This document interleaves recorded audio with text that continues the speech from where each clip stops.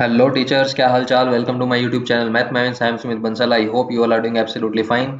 जैसा कि आपको पता है कि नेक्स्ट हम 30 मार्क्स टारगेट कर रहे हैं। एनईपी के हमारे 10 मार्क्स कंप्लीट हो चुके हैं। टीयर 1 ईएमआरएस जनरल पेपर हमारा यहाँ पे चल रहा है, जिसमें आज आपकी सीक्वेंस में क्लास नंबर है 7 और टीचिंग एप्टीट्यूड की ये क्लास होने वाली है आपकी थर्ड। ठीक है, 7 इसलिए है क्योंकि 4 क्लासेस पहले मैं आपको एनईपी की दे चुका हूँ। एक ही प्लेलिस्ट में सारे सब्जेक्ट आपको मिल जाए, इसीलिए ये मैंने सिस्टम किया है, जिसमें से मैं आपको ऑलरेडी बता चुका हूँ 2 क्लासेस में आपका नेचर एंड दूसरा हमने पढ़ा था इसके कैरेक्टरिस्टिक्स क्या होते हैं, क्या इसका प्रकृति है शिक्षण की और क्या उसकी विशेषताएं हैं, वो हमने पढ़ी थी, गुण क्या है। आज हम उसके पढ़ेंगे ऑब्जेक्टिव्स क्या होने वाले हैं टीचिंग के, फिर है level of teaching and last हमारा रहेगा बेसिक रिक्वायरमेंट। उसके बाद हम नेक्स्ट टॉपिक हमारा लर्नर्स कैरेक्टरिस्टिक पे मूव ऑन हो जाएंगे। नोट्स मेकिंग पैटर्न पे हमारी बिल्कुल ये क्लास चल रही है। टू द पॉइंट आपको चीजें दे रहा हूँ। एक बार थ्योरी कंप्लीट हो जाए उसके बाद हम एमसीक्यूज भी डिस्कस करेंगे, जैसा कि हमने एनईपी में किया था। ठीक है, चलिए स्टार्ट करते हैं विदाउट एनी फर्दर डिले। तो हमारा जो फर्स्ट यहाँ पे स्लाइड है, इसमें आपको दिख रहा होगा हेडिंग है हमारी, क्या पढ़ना है आज हमें, ऑब्जेक्टिव्स ऑफ टीचिंग पढ़ना है। क्या पढ़ना है हमें? ऑब्जेक्टिव्स ऑफ टीचिंग, जिसका मतलब है शिक्षण के उद्देश्य। नेचर एंड कैरेक्टरिस्टिक हमारा कंप्लीट हो चुका है। आज हमें टारगेट करना है ऑब्जेक्टिव्स, और इसके बाद अगर टाइम हमारे पास होगा तो आज ही की क्लास में मेरी प्लानिंग है आपको मैं लेवल्स ऑफ टीचिंग भी कंप्लीट करवा दूंगा, जिससे कि आप ये मान के चलिए जब 10 क्वेश्चन आते थे तब भी इसमें से 2 क्वेश्चन देखने को मिलते थे, अब आपके 30 क्वेश्चन आ रहे हैं। तो मैं मान के चल रहा हूँ 3 से 4 क्वेश्चन आपके आज की क्लास से, क्लास नंबर 7 जो आज की क्लास है, इस क्लास से आपके कंप्लीट होने वाले हैं। कम से कम 3 से 4 क्वेश्चन, ज्यादा भी बन सकते हैं क्योंकि बहुत ही इंटरेस्टिंग क्लास है। ध्यान से देखेंगे, सारे फैक्ट्स आपके सामने लेके आए हूं। तो सबसे पहले हमें यह पढ़ना है कि शिक्षण जो है उसके उद्देश्य क्या है, हमारे ऑब्जेक्टिव्स क्या होते हैं टीचिंग के। तो अगेन हमें जो कीवर्ड्स हैं वो पकड़ने हैं। लास्ट में जैसे क्लास कंप्लीट होगी सारे कीवर्ड्स आपको एक साथ दे दूंगा एक ही स्लाइड पे। अभी हम वन बाय वन इसको रीड करेंगे। तो पहला है कि टीचिंग जो है इसका क्या ऑब्जेक्टिव है। फर्स्ट ऑब्जेक्टिव है it helps in bringing the desired changes in people's, यानी कि जो लर्नर है, जो स्टूडेंट है, उसमें क्या करना है, वांछित परिवर्तन लाने में सहायता करता है, हेल्प करता है। कौन? टीचिंग। ये हो गया आपका ये पहला ऑब्जेक्टिव, पहला उद्देश्य है किसका? टीचिंग का। कि मैंने आपको कल भी बताया था कि टीचिंग को सक्सेसफुल या टीचिंग को सफल तभी माना जाता है जब जो लर्नर है उसके अंदर, उसके बिहेवियर में कोई चेंज देखने को मिलता है। हमने कल भी पढ़ा था ये, उसके बिहेवियर में हमें क्या देखने को मिलता है? चेंज देखने को मिलता है। उसके बिहेवियर में हमें क्या देखने को मिलेगा? चेंज देखने को मिलेगा। यदि उसके स्वभाव में परिवर्तन देखने को मिलता है तो उसे हम क्या बोलते हैं कि हाँ, यहाँ पे जो टीचिंग की प्रोसेस है वो सक्सेस हुई है। सेकंड पॉइंट आपका यहाँ पे आ जाता है, क्या है? रीड करते हैं सभी। इसमें कह रहा है it helps the individual to understand the realities properly, यानी कि जो व्यक्ति को वास्तविकताओं को सही रूप से समझने में मदद करता है। देखो, रियलिटीज को कब कोई इंसान एनालाइज कर पाएगा बेटर, किसी भी सिचुएशन को अंडरस्टैंड कर पाएगा अच्छे से, जब उसके पास उस चीज के रिगार्डिंग नॉलेज होगी, उस टॉपिक के रिगार्डिंग उसके पास नॉलेज होगी। तो टीचिंग जो है ये हेल्प करता है किसी इंडिविजुअल को सिचुएशंस को बेटर समझने में, अंडरस्टैंड करने में। बहुत simple simple basic basic points है। सीधे सीधा क्वेश्चन आ जाता है कि which of the following is not an objective of the teaching, जिसमें 4 पॉइंट आपको मिलेंगे। देखने से ही आप जनरल आपका जो एप्टीट्यूड है उसी से आप बता दोगे कि हाँ, ये 3 ठीक हैं, ये 3 ऑब्जेक्टिव्स हैं, टीचिंग के बेनिफिट्स हैं, एक उसमें से नहीं है ना। जैसे नेक्स्ट आपका है, नेक्स्ट पॉइंट में क्या कह रहा है? It aims at the shaping the behaviour and conduct. तो आपको मैंने बताया था कि जो बिहेवियर है, जो कंडक्ट है, यानी कि उसका जो नेचर है, आचरण और व्यवहार है, उसको शेप करने में क्या करता है? हेल्प करता है। स्टूडेंट को मोल्ड करने में हेल्प करता है ना। नेक्स्ट पॉइंट है हमारा it aims at building knowledge. तो नॉलेज तो ऑब्वियस सी बात है, नॉलेज बिल्ड करना तो इसका एम है ही। क्या एम है इसका? Building knowledge. ठीक है जी। तो ये इसके हमारे 4 पॉइंट मैंने आपको बता दिए, दोबारा रीड करेंगे। पहला पॉइंट है आपका कि टीचिंग का फर्स्ट ऑब्जेक्टिव है हमारा कि स्टूडेंट में डिजायर्ड चेंज हमें देखने को मिलेगा, वांछनीय परिवर्तन देखने को मिलेंगे। सेकंड पॉइंट है कि वो रियलिटीज को बेटर अंडरस्टैंड करेगा, रियलिटी की बेटर अंडरस्टैंडिंग उसको हो जाएगी, यानी कि वास्तविकता को सही रूप में समझने में मदद करेगा। थर्ड है कि उसको हम शेप करेंगे, shaping in the behaviour and conduct, आचरण और व्यवहार में आकार देना। फोर्थ हमारा पॉइंट हो जाएगा बिल्डिंग नॉलेज, नॉलेज बिल्ड करना। ये है इसके आपके 4 ऑब्जेक्टिव। आगे बढ़ते हैं, इसी टाइप से कीवर्ड आपको ध्यान रखने हैं। ये जो कीवर्ड्स मैंने आपको बताया है ना, ये कीवर्ड्स आपको याद रखने हैं। डिजायर्ड चेंज, रियलिटी, इनको अंडरस्टैंड करना, शेप करना उसके बिहेवियर और कंडक्ट को, और आपकी बिल्डिंग नॉलेज। ठीक है, ये 4 पॉइंट हो गए।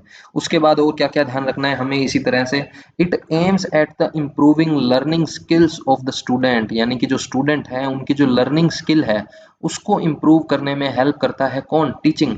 क्योंकि टीचिंग में ही हम किसी स्टूडेंट को, मान लो प्रॉब्लम हो रही है किसी टॉपिक में, तो हम different different maximum of teachings यानी कि शिक्षण के सूत्र जो है उसका हम यूज करके उसकी टीचिंग को और अच्छा कर सकते हैं। कि सपोज करो किसी स्टूडेंट को कोई टॉपिक समझने में दिक्कत हो रही है, आप वहाँ एनालिसिस मेथड का यूज कर रहे हो, एनालिटिकल मेथड यूज कर रहे हो पढ़ाने में, तो आप सिंथेटिक पे चले जाओगे। सिंथेटिक में प्रॉब्लम आ रही है तो आप एनालिटिकल पे चले जाओगे। आप इंडक्शन का यूज कर सकते हो, आप डिडक्शन का यूज कर सकते हो, है ना। हायर क्लासेस को आप टीच कर रहे हो तो आप इंडक्शन पे भी जा सकते हो। तो ये सारी चीजें हैं।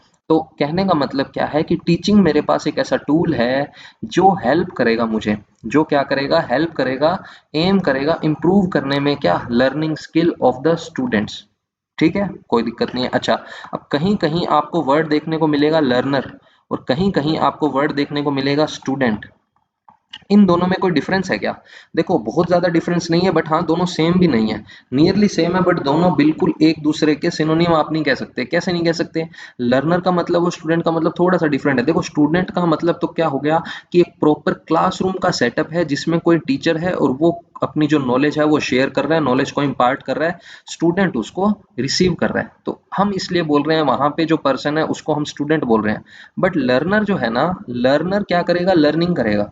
लर्नर को लर्निंग कैसे हो सकती है? In the absence of teacher भी हो सकती है। ये बात हमने पहले भी की थी क्लास में कि एब्सेंस ऑफ टीचर, टीचर की एब्सेंस में भी लर्निंग हो सकती है। इसीलिए वर्ड मोस्टली हम यूज कर रहे हैं लर्नर, कि अगर वहां पे टीचर नहीं है, कोई आप इंस्ट्रक्शन यूज कर रहे हो, कोई आप टूल यूज कर रहे हो, कंप्यूटर यूज कर रहे हो, वहां पे सोर्स आपका कोई बुक भी हो सकती है, कोई मैगजीन हो सकती है, कुछ भी हो सकता है, एक्स वाई जेड। टीचर के अलावा कोई भी ऐसा सोर्स हो सकता है जो क्या कर रहा है? लर्निंग के प्रोसेस को फुलफिल कर रहा है। तो वहां पे जो आपका पर्सन है, जो कैंडिडेट है, वहां पे उसको लर्नर बोला जाएगा। क्योंकि लर्नर जो है वो लर्निंग कर सकता है also in the absence of teacher. Teacher की अनुपस्थिति में भी लर्निंग हो सकती है, इसीलिए हम लर्नर वर्ड यूज कर रहे हैं, ना कि स्टूडेंट वर्ड यूज कर रहे हैं। क्लियर है ना? इसका लक्ष्य छात्रों को सीखने की क्षमताओं में सुधार लाना है, जैसा कि मैंने ऊपर बता दिया, इंप्रूव करना है स्टूडेंट्स की लर्निंग स्किल्स को।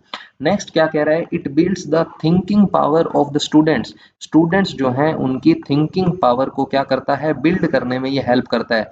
यानी कि जो थिंकिंग शक्ति, चिंतन शक्ति है, थिंकिंग पावर है, उसको विकसित करने में हेल्प करता है। तो बिल्कुल सही है। जितनी ज्यादा नॉलेज इफेक्टिव होगी, जितनी ज्यादा टीचिंग इफेक्टिव होगी, लेवल ऑफ टीचिंग में बताऊंगा। एक आपका मेमोरी लेवल हो गया, मैंने कल भी डिस्कस किया था। फिर हम जाएंगे अंडरस्टैंडिंग लेवल पे, और जो लास्ट हायर जो स्टेज है, मोस्ट थॉटफुल स्टेज जो है, वो आपकी आ जाती है रिफ्लेक्टिव लेवल, जिसको बोल दिया जाता है चिंतन स्तर। तो ये जो चिंतन स्तर है, ये कब अटेन होगा? ये गोल कब अटेन होगा? जब टीचिंग हमारी क्या होगी? एकदम टॉप लेवल की होगी, स्टूडेंट सेंट्रिक होगी, है ना। तो ये चीज है। तो इसलिए टीचिंग का जो ऑब्जेक्टिव है वो क्या होता है? उसकी थिंकिंग पावर को बिल्ड करना, क्रिएटिविटी को बिल्ड करना, है ना। कितना ज्यादा क्रिटिकल थिंकिंग वो कर सकता है, तो ये चीज है हमारी। तो ये आपका हो गया point number 5, it aims in improving the learning skill. 6 आपका हो गया बिल्डिंग द थिंकिंग पावर। 7 आपका हो गया वही जो मैंने बात की, क्रिटिकल थिंकिंग, और उसके बाद कंस्ट्रक्टिव टास्क की हम बात करते हैं। It helps in the acquiring new experience and ideas. New experience और आइडियाज को एक्वायर करने में हेल्प करता है। It may also help in performing constructive task, यानी कि क्या क्या करना है आपको? नए अनुभव, नए एक्सपीरियंस, नए विचार, थॉट्स, आइडियाज और रचनात्मक कार्य, जितने भी कंस्ट्रक्टिव टास्क है, उनको करने में क्या करता है? हेल्प करता है ये। ठीक है, कौन किसकी बात कर रहे हैं? टीचिंग की। कि टीचिंग का जो ऑब्जेक्टिव है वो क्या होता है? हमारा ऑब्जेक्टिव एज अ टीचर ये होता है कि हम स्टूडेंट को नए नए एक्सपीरियंस दें, नए आइडियाज, उनको थॉटफुल जो लर्निंग है वो थॉटफुल होनी चाहिए। ठीक है, जो स्टूडेंट और टीचर के बीच में जो इंटरेक्शन हो रहा है वो क्या होना चाहिए? थॉटफुल होना चाहिए, कंस्ट्रक्टिव होना चाहिए। नेक्स्ट हमारे पास पॉइंट क्या है? It makes everyone social and efficient member to the society, यानी कि सभी को ये सोशल और एफिशिएंट मेंबर बनाएगा सोसाइटी के लिए, समाज के लिए। प्रत्येक व्यक्ति को समाज के लिए एक सामाजिक और कुशल सदस्य बनाने में, ऑब्वियस सी बात है, कोई भी स्टूडेंट है, हम उसको हमारी कंट्री में वो अच्छा प्रोग्रेस में हेल्प कर सके, उसके लिए हम उसको प्रिपेयर कर रहे हैं। वरना ये पूरा प्रोसेस है क्या, अगर आप देखो तो मान लो एज अ स्टूडेंट हमने पहले कुछ चीजें सीखी, मान लो हमने कोई सब्जेक्ट सीखा, मैथ सीखी, मान लो सपोज जैसे मैं मैथ्स का टीचर हूँ, मैंने अपने टीचर्स से मैथ सीखी, फिर अब मैं मैथ्स का टीचर बन गया, मैं आगे स्टूडेंट्स को मैथ सिखा रहा हूँ, अब वो स्टूडेंट वापस उनमें से कुछ टीचर बन जाए, अगर सारे के सारे ही ये प्रोसेस करने लग जाएंगे, सेम ही फील्ड में सारे आने लग जाएंगे, तो ये तो बस एक सेट ऑफ पीपल में बार बार ये हम नॉलेज जो है वो शेयर करते जा रहे हैं, लेकिन इससे ओवरऑल डेवलपमेंट क्या हुई, कुछ नहीं हुई। लेकिन इसका मेन एम ये है कि अगर 30 स्टूडेंट्स की क्लास है, उनमें से कुछ आपके टीचिंग लाइन में जाएंगे, कुछ आपके डॉक्टर बनेंगे, कुछ आपके इंजीनियर बनेंगे, कोई आपके ह्यूमैनिटीज स्ट्रीम में जाएंगे, कुछ आपके आर्टिस्ट बनेंगे, कुछ आपके क्रिएटिव फील्ड में जाएंगे, तो ये सब जो स्टूडेंट्स हैं आपके, ये सब जो स्टूडेंट्स हैं, कोई किसी सब्जेक्ट का यूज करेगा, जो यहाँ इंजीनियरिंग वाली लाइन में है, आर्टिस्ट वाली लाइन में है, वो किसी अलग सब्जेक्ट का यूज करेंगे, यानी कि हर कोई अपने अपने तरीके से कंट्री के प्रोग्रेस में क्या करेगा, हेल्प करेगा। तो ओवरऑल उनको हमने क्या बनाया, सोशल और एक एफिशिएंट मेंबर बनाया सोसाइटी के लिए। मेन टास्क तो ये है ना, कोई रिसर्च में जाएगा, तो ये सारी चीजें हैं कि सभी को make everyone a social and efficient member. यहाँ पे हम ये नहीं कह रहे कि सभी को डॉक्टर इंजीनियर बनाना है, सभी को टीचर बनाना है, जी नहीं, सभी को एक एफिशिएंट मेंबर बनाना है सोसाइटी के लिए, कि हर कोई अपने हिसाब से कंट्रीब्यूट कर पाए कंट्री की प्रोग्रेस में। तो हमने यहाँ पे कौन से 5 पॉइंट मेंशन किए, पहला हमने मेंशन किया कि ये लर्निंग स्किल को क्या करेगा, इंप्रूव करेगा। ऑब्जेक्टिव क्या है टीचिंग का, कि लर्निंग स्किल को इंप्रूव करना है। Thinking power of the student, उसको बिल्ड करना है, थिंकिंग पावर को बिल्ड करना है। फिर आपका नेक्स्ट पॉइंट है कि ये न्यू एक्सपीरियंस को एक्वायर करने में हेल्प करेगा। कंस्ट्रक्टिव टास्क जो है उनको परफॉर्म करने में हेल्प करता है टीचिंग। तो हमारा ऑब्जेक्टिव ये होना चाहिए वाइल टीचिंग की कंस्ट्रक्टिव टास्क जो है वो परफॉर्म करवाए जाए। Makes everyone a social and efficient member, सभी स्टूडेंट्स को efficient banana for the society, efficient member banana society के लिए। तो ये 8 पॉइंट अभी तक हमने डिस्कस कर लिए हैं ऑब्जेक्टिव ऑफ टीचिंग के। ज्यादा कुछ इसमें है नहीं, 2-4 पॉइंट और डिस्कस करेंगे, फिर हम चलेंगे नेक्स्ट पॉइंट हमारा most important, level of teaching पे। नेक्स्ट हमारा पॉइंट क्या कहता है कि टीचिंग जो है ना, इसका ऑब्जेक्टिव है to provide knowledge and skills to the learner. देखो लर्नर वर्ड यूज कर रहे हैं हम यहाँ पे, शिक्षार्थी बोल रहे हैं, learner, so that they can cope with the fast changing world. जैसा कि आजकल की रिक्वायरमेंट है, हम उनको, इसीलिए तो एनईपी को बहुत अच्छा एक स्टेप माना जा रहा है एजुकेशन के फील्ड में, कि इतने टाइम से एक फिक्स जो सिस्टम बना हुआ था उसी पे हम चल रहे थे। स्ट्रीम बेस्ड 10+2 हमारा सिस्टम था एजुकेशन का, जिसमें फिक्स था कि हाँ भाई 10th के बाद कोई साइंस में जा रहा है, कोई कॉमर्स में जा रहा है, कोई ह्यूमैनिटीज में जा रहा है, कोई क्रॉस सब्जेक्ट जो है मल्टी डिसिप्लिनरी लर्निंग जो है वो वहां पे नहीं हो पा रही थी। बट क्योंकि आज के वर्ल्ड की रिक्वायरमेंट क्या है, फास्ट चेंजिंग वर्ल्ड है, तो उसको नॉलेज और स्किल सेट को भी डेवलप करना पड़ेगा। इसीलिए हमने क्लास 6 ऑनवर्ड्स आपकी वोकेशनल एजुकेशन जो है उसको हमने डाला है एनईपी के अंदर भी, मैंने आपको बताया था। कोडिंग जो है उसको मैंडेटरी किया गया है, ठीक है ना, स्टूडेंट्स को सिखाने के लिए। तो ये सारी चीजें हैं कि जैसे जैसे आजकल वर्ल्ड चेंज हो रहा है उसी के अकॉर्डिंग हमें जो एजुकेशन है वो देनी है। तो टीचिंग का ऑब्जेक्टिव हमारा ये भी होना चाहिए कि जिस प्रकार से, क्या लिखा है देखो यहाँ पे, कि शिक्षार्थियों को ज्ञान और कौशल प्रदान करना ताकि वे तेजी से बदलती दुनिया के साथ तालमेल बिठा सकें। तो बहुत सही बात है, बिल्कुल ठीक है। नेक्स्ट हमारा ऑब्जेक्टिव क्या होना चाहिए, to mould and shape the learners and nurture the students during all stages of the learning. यानी कि जितने भी चरण हैं सीखने के, लर्निंग के जितने भी स्टेज हैं, उन सभी स्टेजेस पर शिक्षार्थियों को आकार देना, उन्हें दिशा देना, उन्हें सिखाना, उनका मार्गदर्शन करना, उन्हें नर्चर करना, फीडबैक देना, ये सारे हमारे क्या है, ऑब्जेक्टिव है टीचिंग के, ठीक है। उसके बाद नेक्स्ट पॉइंट आ जाता है हमारा 11, 12 एंड 13। क्या डिस्कस कर रहे हैं हम यहाँ पे, ऑब्जेक्टिव ऑफ टीचिंग डिस्कस कर रहे हैं। यहाँ पे कह रहा है to inculcate the values, morals, punctuality and discipline. बहुत ऑब्वियस सी चीजें हैं, ठीक है। वैल्यूज स्टूडेंट में हमें चाहिए, मोरल्स चाहिए, पंक्चुअलिटी होनी चाहिए, डिसिप्लिन होना चाहिए। तो इसमें कुछ मुझे ज़्यादा समझाने की ज़रूरत नहीं है। मेन ये कीवर्ड्स हैं जो मैं आपके लिए लेके आया हूँ, ये कीवर्ड सीधे-सीधे एग्ज़ाम में आ जाते हैं। तो आपने थोड़ा बहुत पहले इन कीवर्ड्स को देखा होगा, सुना होगा, तो आप इज़िली वहाँ टिक कर पाएँगे। To develop a sense of, ये सब चीज़ें आप पढ़ चुके हो। सॉलिडेरिटी होनी चाहिए, यानी कि उसके अंदर एकता होनी चाहिए, यूनिटी होनी चाहिए, brotherhood, communal unity, team work, leadership, ये सारी क्वालिटीज़ भी हमें उसके अंदर चाहिए। ऐसे नहीं है कि भाई साहब कोई आप हिंदी के टीचर हो तो सिर्फ उसको हिंदी सिखा दी हमने तो हमारा काम हो गया, जी नहीं।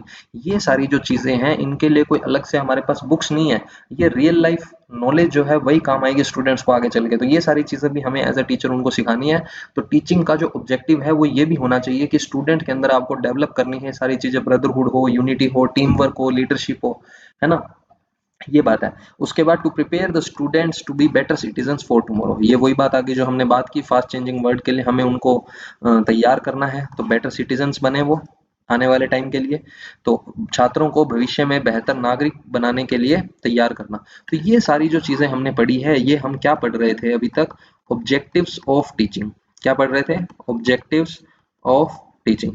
जैसे अगर किसी ने लेसन प्लान कभी तैयार किया हो तो हम उसमें लिखते हैं ना कि हमारा ऑब्जेक्टिव क्या है इस चैप्टर को टीच करने के लिए, क्या क्या चीजें हम सिखाना चाहते हैं, क्या क्या एक्सपेक्टेशंस है हमारी, क्या इसमें हमें अचीव करना है, हमारा एम क्या है ना। तो ये सारी चीजें हैं।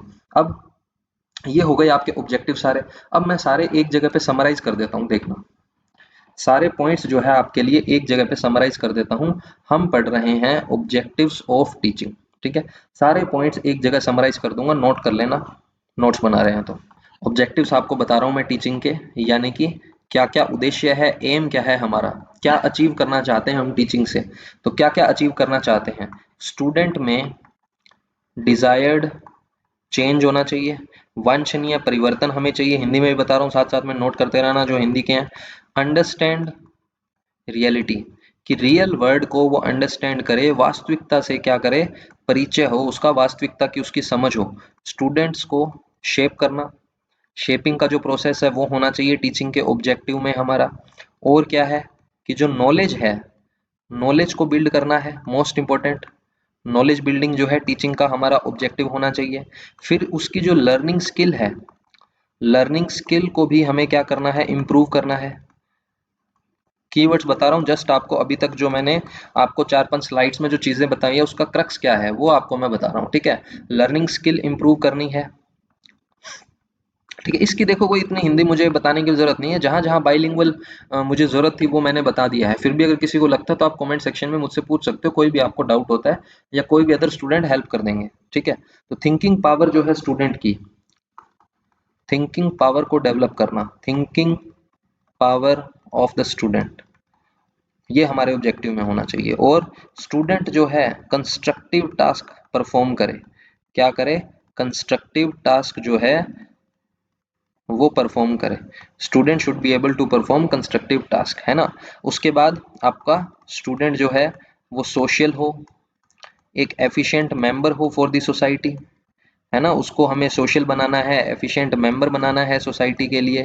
फिर नेक्स्ट आपका हो जाएगा कि वो जो स्टूडेंट है उसको हमें इतनी चीजें सिखानी है, इस तरीके से एजुकेशन देनी है, हमारा ये ऑब्जेक्टिव होना चाहिए। Student should be able to cope up with new changing world, cope up with new changing world, new changing word. देखो थ्योरी ऐसे ये चीजें पढ़ने में बहुत इजी लगेगी और इजी है।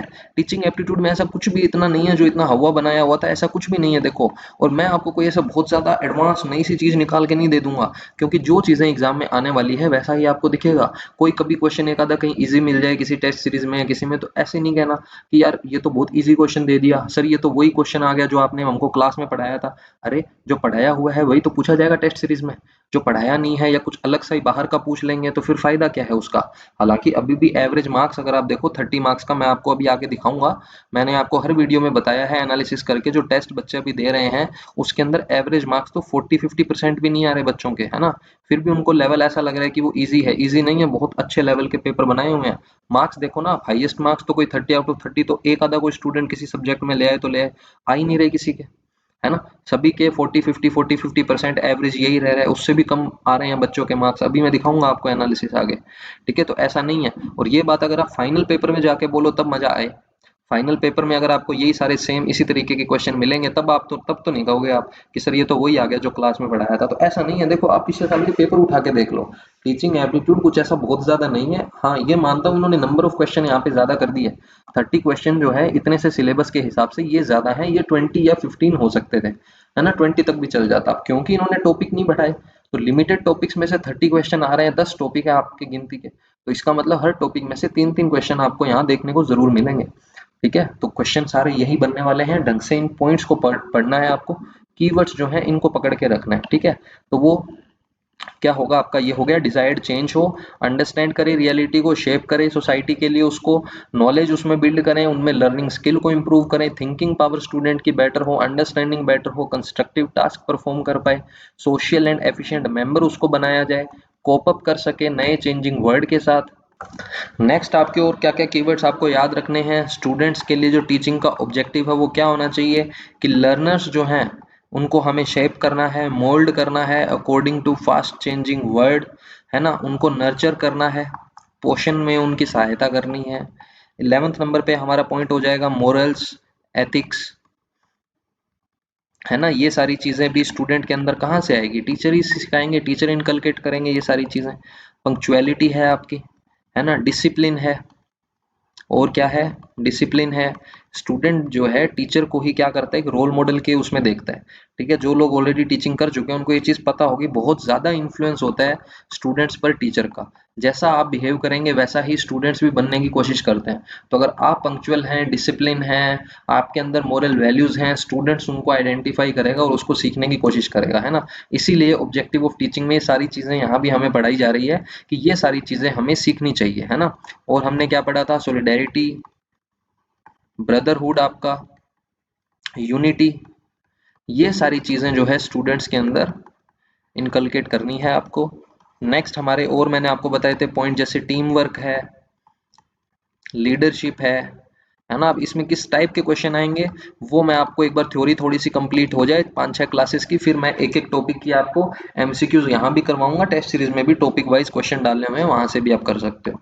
और लास्ट पॉइंट मैंने आपको बताया था कि हमारा जो टारगेट है उनको बेटर सिटीजन्स बनाने का हमारा टारगेट है ना। यहाँ तक किसी को कोई डाउट, ऑब्जेक्टिव्स ऑफ टीचिंग हमारे यहाँ पे कंप्लीट होते हैं। नेक्स्ट जो हमारा टॉपिक है मोस्ट मोस्ट मोस्ट इंपॉर्टेंट, वो है लेवल्स ऑफ टीचिंग। ठीक है, लेवल्स ऑफ टीचिंग हमारा मोस्ट इंपॉर्टेंट है, जिस टाइप से ब्लूम टैक्सोनॉमी आगे हम पढ़ेंगे वो भी इंपॉर्टेंट है, यहाँ पे हम करेंगे अब नेक्स्ट हमारा टॉपिक लेवल ऑफ टीचिंग। चलिए नेक्स्ट हमें जो पढ़ना है वो है आपका लेवल ऑफ टीचिंग, स्टार्ट करते हैं। चलिए लेवल ऑफ टीचिंग हेडिंग लगा लेना, इंपॉर्टेंट है, मोस्ट इंपॉर्टेंट, क्योंकि बाकी की जो चीजें हैं ना ये तो आप थोड़ा सा बेसिक आप अंडरस्टैंडिंग होगी आपकी तो भी आप कर सकते हो, ये कोई बहुत ज्यादा ऐसे पॉइंट्स नहीं है जो आपको ध्यान नहीं रहते। हमारा जो जनरल आइडिया होता है वो यही होता है ना।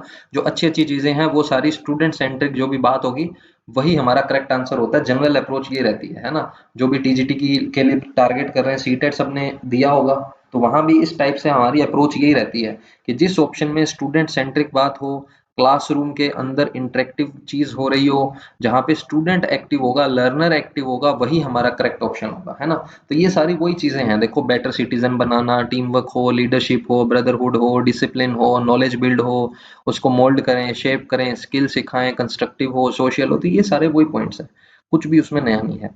चलिए, तो टेस्ट सीरीज का आप सबको पता ही है, जो चैनल पे नए हैं, ओनली 249 में आपको सारी topic wise test series available हो रही है। हमारा ऐप है मैथ मैथमेटिक्स, प्ले स्टोर से आप डाउनलोड कर सकते हो, लैपटॉप पे भी एक्सेस कर सकते हो। कंप्लीट टीयर 1 की टेस्ट सीरीज है, कंप्लीट जनरल पेपर, जिसकी थ्योरी क्लासेस मैं यहाँ पे आपको प्रोवाइड कर रहा हूँ। जब तक आपका सपोर्ट रहेगा क्लासेस आपकी बिना ब्रेक के चलती जाएगी, ये मैं आपको प्रॉमिस कर चुका हूँ। 100 टोटल मॉक टेस्ट आपको मिल जाएंगे। ओवरऑल बाईलिंगुअल टेस्ट है, कोई हिंदी इंग्लिश का इशू आएगा नहीं, कंप्लीट सिलेबस कवर किया गया है, रिजल्ट और एनालिसिस आपको देखने को मिलता है, अनलिमिटेड अटेम्प्ट है, सबसे अच्छा फीचर हमारी टेस्ट सीरीज का यही है, लेटेस्ट पैटर्न के ऊपर है, तभी मैंने आपको थोड़ा सा लेट टेस्ट सीरीज प्रोवाइड की है ना।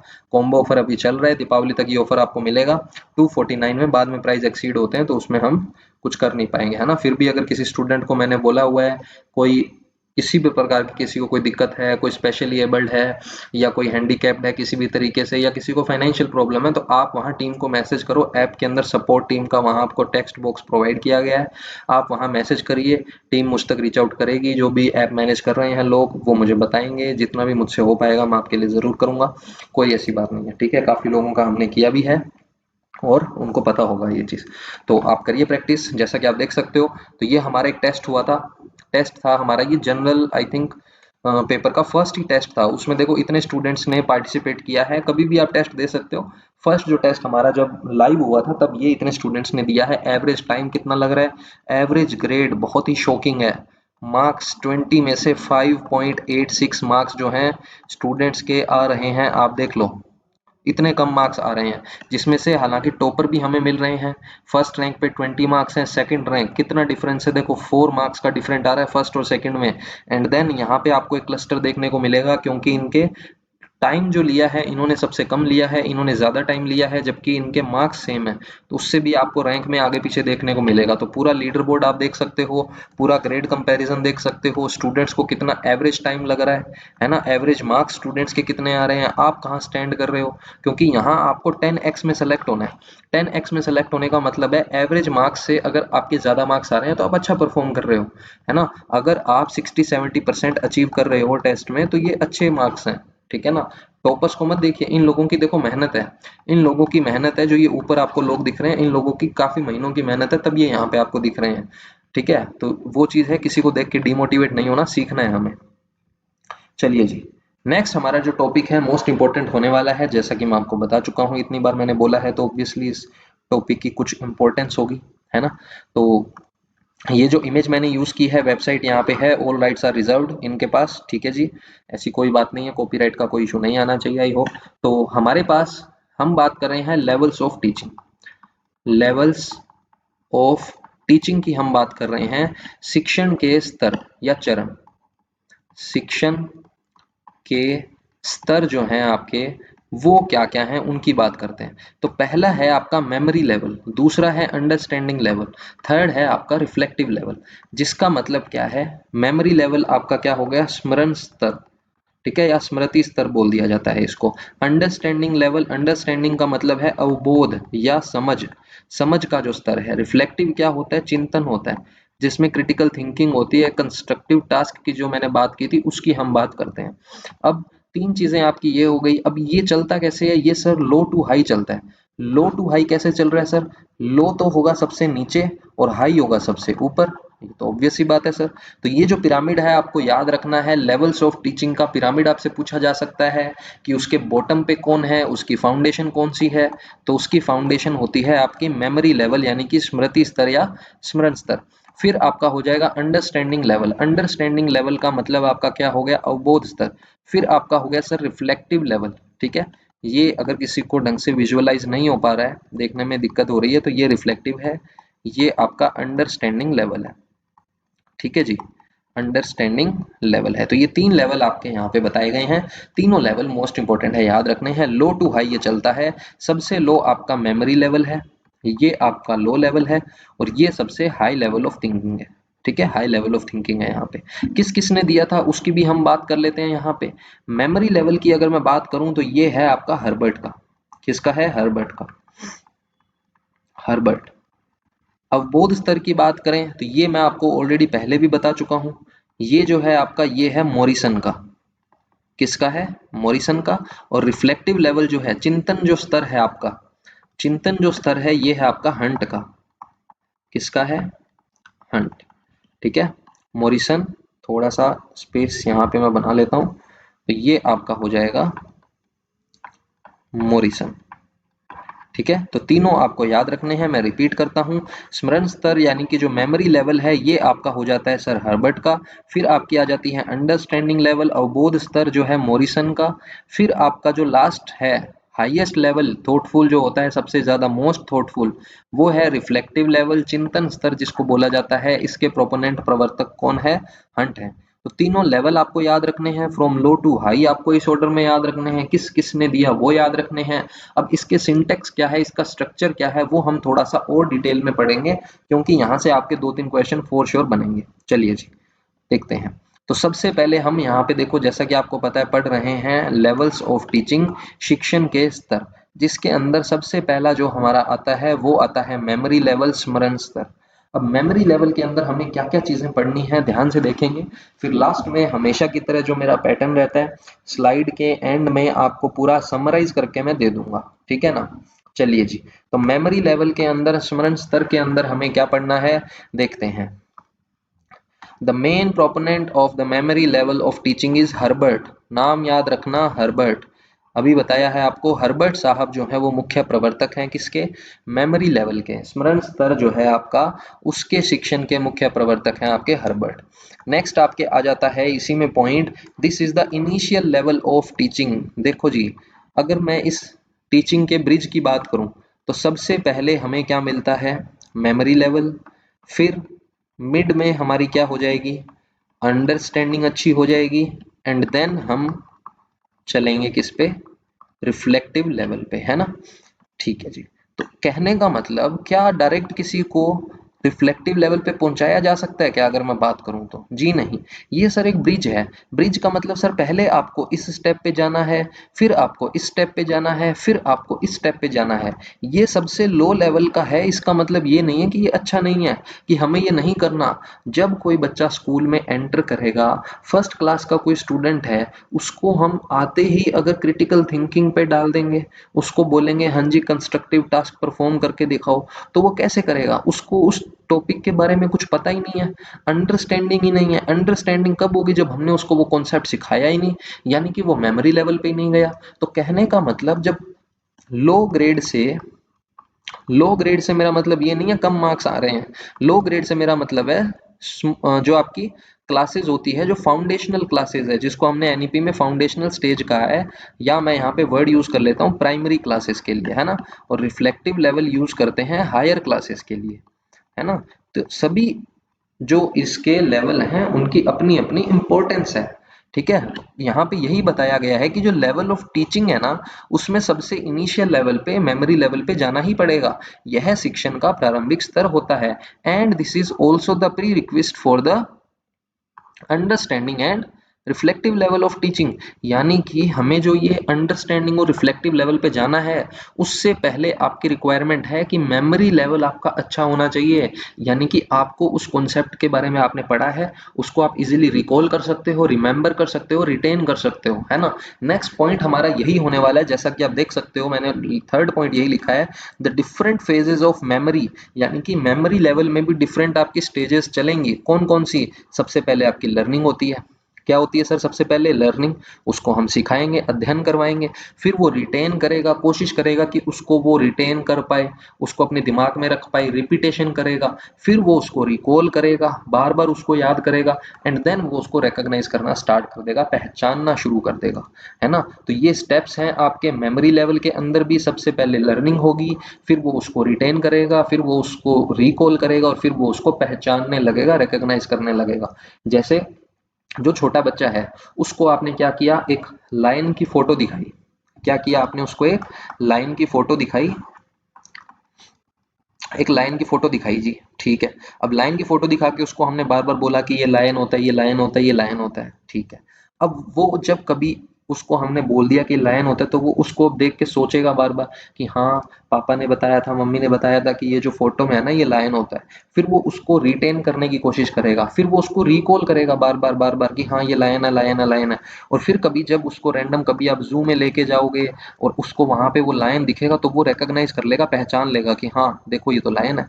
क्या है ये तो लाइन है। तो ये कहने का मतलब है यहाँ पे मेमोरी लेवल के भी ये आपके स्टेजेस डिफरेंट डिफरेंट मैंने बता दी हैं। इस पे भी क्वेश्चन आ सकता है और इम्पोर्टेंट है ना। बहुत बार ऐसा पूछ लिया जाता है, आपको आगे पीछे लिख के दे देगा, A B C D option में बोल देगा, रिटेन करना, रिकॉल करना, लर्निंग और रिकॉग्नाइज करना, कि इसका सही ऑर्डर क्या होगा। तो सही ऑर्डर आपको पता होना चाहिए, सबसे पहले लर्निंग होगी, फिर वो रिटेन करेगा, फिर वो रिकॉल करना स्टार्ट करेगा, एंड लास्ट में उसको रिकॉग्नाइज करना स्टार्ट करेगा, है ना। ऐसा क्वेश्चन बहुत बार देखने को मिलते हैं, आपको पता होंगे। तो ये चीज आपको ध्यान रखनी है कि मेमोरी लेवल की भी अपनी एक इंपॉर्टेंस है।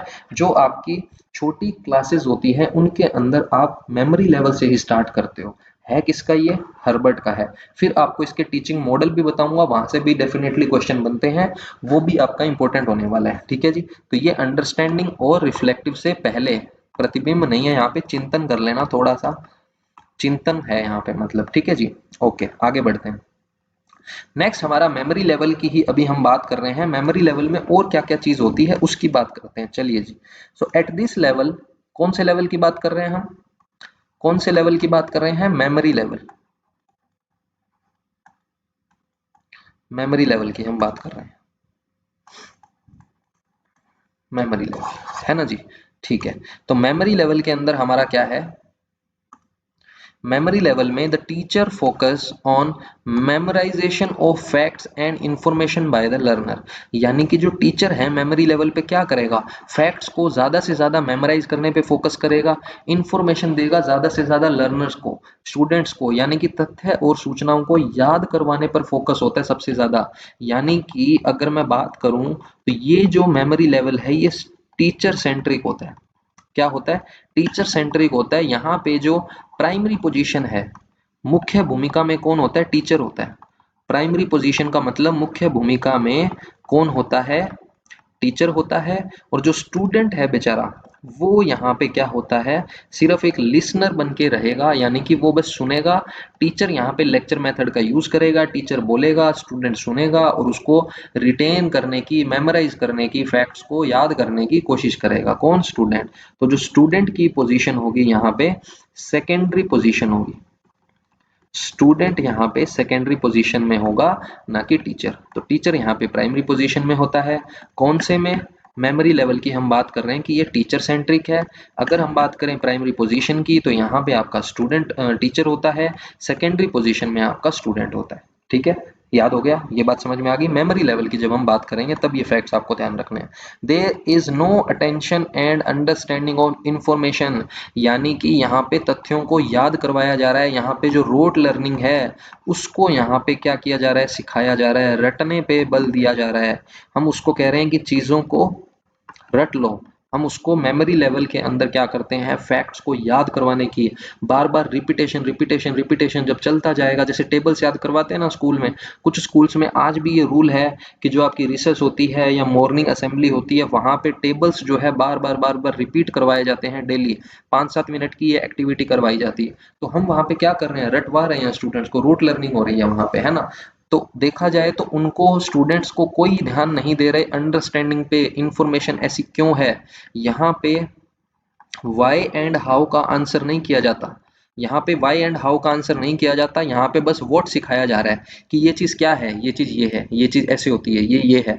वाई और हाउ यहाँ पे नहीं सिखाया जा रहा, बस आप रट लो, ये चीज ऐसे होती है, समझा दिया, याद कर लो, बार बार बोलते जाओ, रिपीट करते जाओ, रिकॉल करते जाओ, रिटेन करते जाओ और आपकी मेमोरी में ये फिट हो जाएगा, है ना।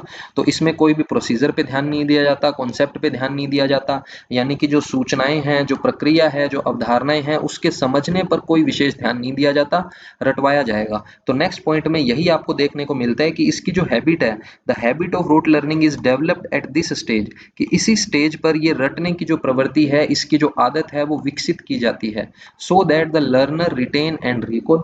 देखा जाए तो रिटेन करने का, रिकॉल करने का तरीका भी यही है, बार बार किसी चीज को आप रिपीट करोगे तभी तो हो पाएगा, है ना। आगे देखते हैं नेक्स्ट। हाँ जी, अभी मेमोरी लेवल ही चल रहा है क्योंकि इंपॉर्टेंट है, तो काफी सारे पॉइंट्स मैं आपके लिए लेके आया हूँ। Eight this level this is teacher centred, subject centred यहाँ पे वैसे लिखा हुआ है बुक्स में, बट हम यहाँ पे इसको ज्यादा फोकस नहीं करेंगे, मेन आपका टीचर सेंटर्ड ही इसको ध्यान देंगे कि शिक्षक केंद्रित जो है ये आपका क्या होता है, मेमोरी लेवल होता है। ठीक है, मेमोरी लेवल जो है वो टीचर सेंट्रिक होगा। सब्जेक्ट सेंटर्ड जो है ये आप अंडरस्टैंडिंग लेवल में नोट करना। ठीक है, वहां पे भी मैं बता दूंगा, अभी के लिए मैं आपको बता देता हूँ, अंडरस्टैंडिंग लेवल में ध्यान रखेंगे हम किसका, सब्जेक्ट सेंटर्ड का। ठीक है, तो मेमोरी लेवल के अंदर क्या होता है, शिक्षक केंद्रित होता है, टीचर सेंटर्ड होता है, टीचर यहाँ पे प्राइमरी पोजीशन के अंदर होता है ना। तो ये चीज आप ध्यान रखेंगे। उसके बाद नेक्स्ट आपका पॉइंट है it is suitable specially for lower classes, कि जो लोअर क्लासेस हैं उसके लिए ये क्या है, सूटेबल है। तो मैंने आपको बताया था मेमोरी लेवल ऐसा नहीं है कि कोई आप इसको बुरा मान रहे हो कि अरे यार ये तो अच्छा नहीं है। देखो स्टार्टिंग में आप फर्स्ट सेकंड क्लास के अंदर चीजों की अंडरस्टैंडिंग डेवलप नहीं कर सकते, पहले कोई चीज है क्या उसको ये सिखाना पड़ेगा। तो लोअर क्लासेस के अंदर ये सूटेबल होता है, कौन सा, मेमोरी लेवल की अगर मैं बात करूं, है ना। रटने की जो प्रवृत्ति है ये लोअर क्लासेस में इंपॉर्टेंट होती है। तो आपसे ऐसा भी क्वेश्चन पूछा जा सकता है कि कोई स्टूडेंट का नाम दे दिया कि वो इस क्लास में है, तो आप किस लेवल ऑफ टीचिंग का यूज करेंगे, या उसकी जो लर्निंग हो रही है वो कौन से लेवल पे हो रही है। तो सारा आपको ये ध्यान रखना है, थ्योरी से इस तरीके से क्वेश्चन बनते हैं। तो ओरल टेस्ट हैं, रिटन टेस्ट हैं, ये सारे आपके इसके अंदर आ जाएंगे। The teacher occupies the primary position, जैसा कि मैंने बताया, with their authoritarian and dominant role. Teacher जो है देखो यहाँ पे डोमिनेंट रहेगा, ऑब्वियस सी बात है। टीचर को अगर स्टूडेंट सुन रहे हैं, स्टूडेंट यहाँ पे एक्टिव नहीं है, एक्टिव कौन है, टीचर है। एक्टिव कौन है यहाँ पे, टीचर है। और जो स्टूडेंट है वो कौन सी पोजीशन में है, सेकेंडरी पोजीशन में है। यानी कि स्टूडेंट यहाँ पे पैसिव लर्निंग कर रहा है, एक्टिव लर्निंग नहीं कर रहा।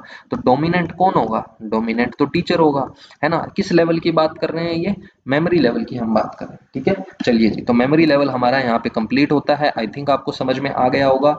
नेक्स्ट हमारा है अंडरस्टैंडिंग लेवल। थोड़ी सी आज की क्लास बड़ी होने वाली है, लेकिन टॉपिक को कंप्लीट करेंगे। अंडरस्टैंडिंग लेवल के अंदर क्या होता है देखना। जैसा कि मैंने आपको बताया, समझ स्तर इसको हम कह देते हैं अवबोध। हिंदी में एक वर्ड है अवबोध, तो उसका मतलब भी यही है। अवबोध स्तर की अगर मैं बात करूं तो वो अंडरस्टैंडिंग लेवल की ही बात कर रहा है। और जैसा कि मैंने आपको बताया, आप पढ़ चुके हैं कि इसके जो प्रवर्तक हैं मुख्य, the main proponent of the understanding level कौन है आपके, मॉरिसन है ना। कोई दिक्कत नहीं है इसमें, नाम याद रखेंगे। मेमोरी लेवल में कौन था, हर्बर्ट था।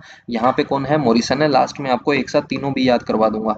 This level is an extension of memory level. तो जैसा कि मैंने आपको बताया, अगर मैं ब्रिज की बात करूं, यहाँ पे आपका क्या है, मेमोरी लेवल है। फिर आपका क्या है, अंडरस्टैंडिंग लेवल है। और लास्ट लेवल आपका क्या आ जाएगा, रिफ्लेक्टिव लेवल, चिंतन स्तर। इसके अंदर अब आपको ध्यान क्या रखना है, जैसा कि मैंने बताया मेमोरी लेवल जो है ये अंडरस्टैंडिंग और रिफ्लेक्टिव पर जाने के लिए जरूरी है। तो पहले मेमोरी लेवल हुआ, अब मेमोरी लेवल का ही क्या है, एक्सटेंशन है। मेमोरी लेवल का एक्सटेंशन है कौन सा, अंडरस्टैंडिंग लेवल। और अंडरस्टैंडिंग लेवल जो है ये आपका फाउंडेशन है, किसके लिए, रिफ्लेक्टिव के लिए। रिफ्लेक्टिव के लिए फाउंडेशन है। जैसे मेमोरी लेवल जो था ये अंडरस्टैंडिंग और रिफ्लेक्टिव के लिए फाउंडेशन था, इसके लिए कोई आपके लिए प्री रिक्वेस्ट नहीं है, स्टार्टिंग यहीं से होती है। तो मेमोरी लेवल कंप्लीट हो गया तो उसको एक्सटेंड करेंगे अंडरस्टैंडिंग पे, और अंडरस्टैंडिंग लेवल जो है ये आपका फाउंडेशन है रिफ्लेक्टिव का। तो ये चीज आपको याद रखनी है। स्मरण स्तर मेमोरी लेवल का ये विस्तार है। प्रतिबिंब स्तर चिंतन कर लेना, अगेन यहाँ पे चिंतन स्तर का जो ये है वो नींव है, फाउंडेशन है, ठीक है जी। आगे देखते हैं नेक्स्ट पॉइंट हमें क्या कह रहा है, the memory level of teaching focused on rote memorisation of the concept. तो यहाँ पे हम कर तो वही रहे हैं लर्निंग, लेकिन कॉन्सेप्ट्स की बात हो रही है। किसकी बात हो रही है, कॉन्सेप्ट्स की बात हो रही है। While at the understanding level it emphasises, यानी कि मेमोरी लेवल पे तो आपने क्या किया, कॉन्सेप्ट्स के रटने पर ध्यान दिया, रूट मेमोराइजेशन पर ध्यान दिया। लेकिन on the other hand understanding level में क्या चीज होगी, अंडरस्टैंडिंग लेवल में एम्फेसाइज करेंगे मास्टरी ओवर द सब्जेक्ट। थोड़ा सा ये दिख नहीं रहा, मैं इसको ऐसे ही छोड़ देता हूँ। मास्टरी ऑफ द सब्जेक्ट पे ध्यान दिया जाएगा, डेवलप की जाएगी उसकी अंडरस्टैंडिंग और इनसाइट्स। किसी चीज को समझने के लिए, कोई चीज क्यों हो रही है, कैसे हो रही है, उसकी अंडरस्टैंडिंग डेवलप की जाएगी, उसकी इनसाइट दी जाएगी, उसके बारे में समझ विकसित की जाएगी। तो ये जो रटने की प्रवृत्ति है ये तो होती थी स्मरण स्तर में, लेकिन समझ स्तर के अंदर हम किसकी बात करेंगे, मास्टरी की बात करेंगे, अपने सब्जेक्ट में प्रवीणता की बात करेंगे। ठीक है जी, बात समझ में आ गई।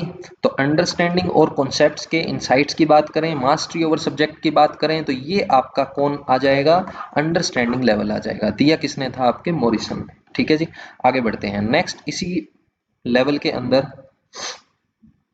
हम डिस्कस करेंगे next, at this level learners get to know about the meaning of the concept.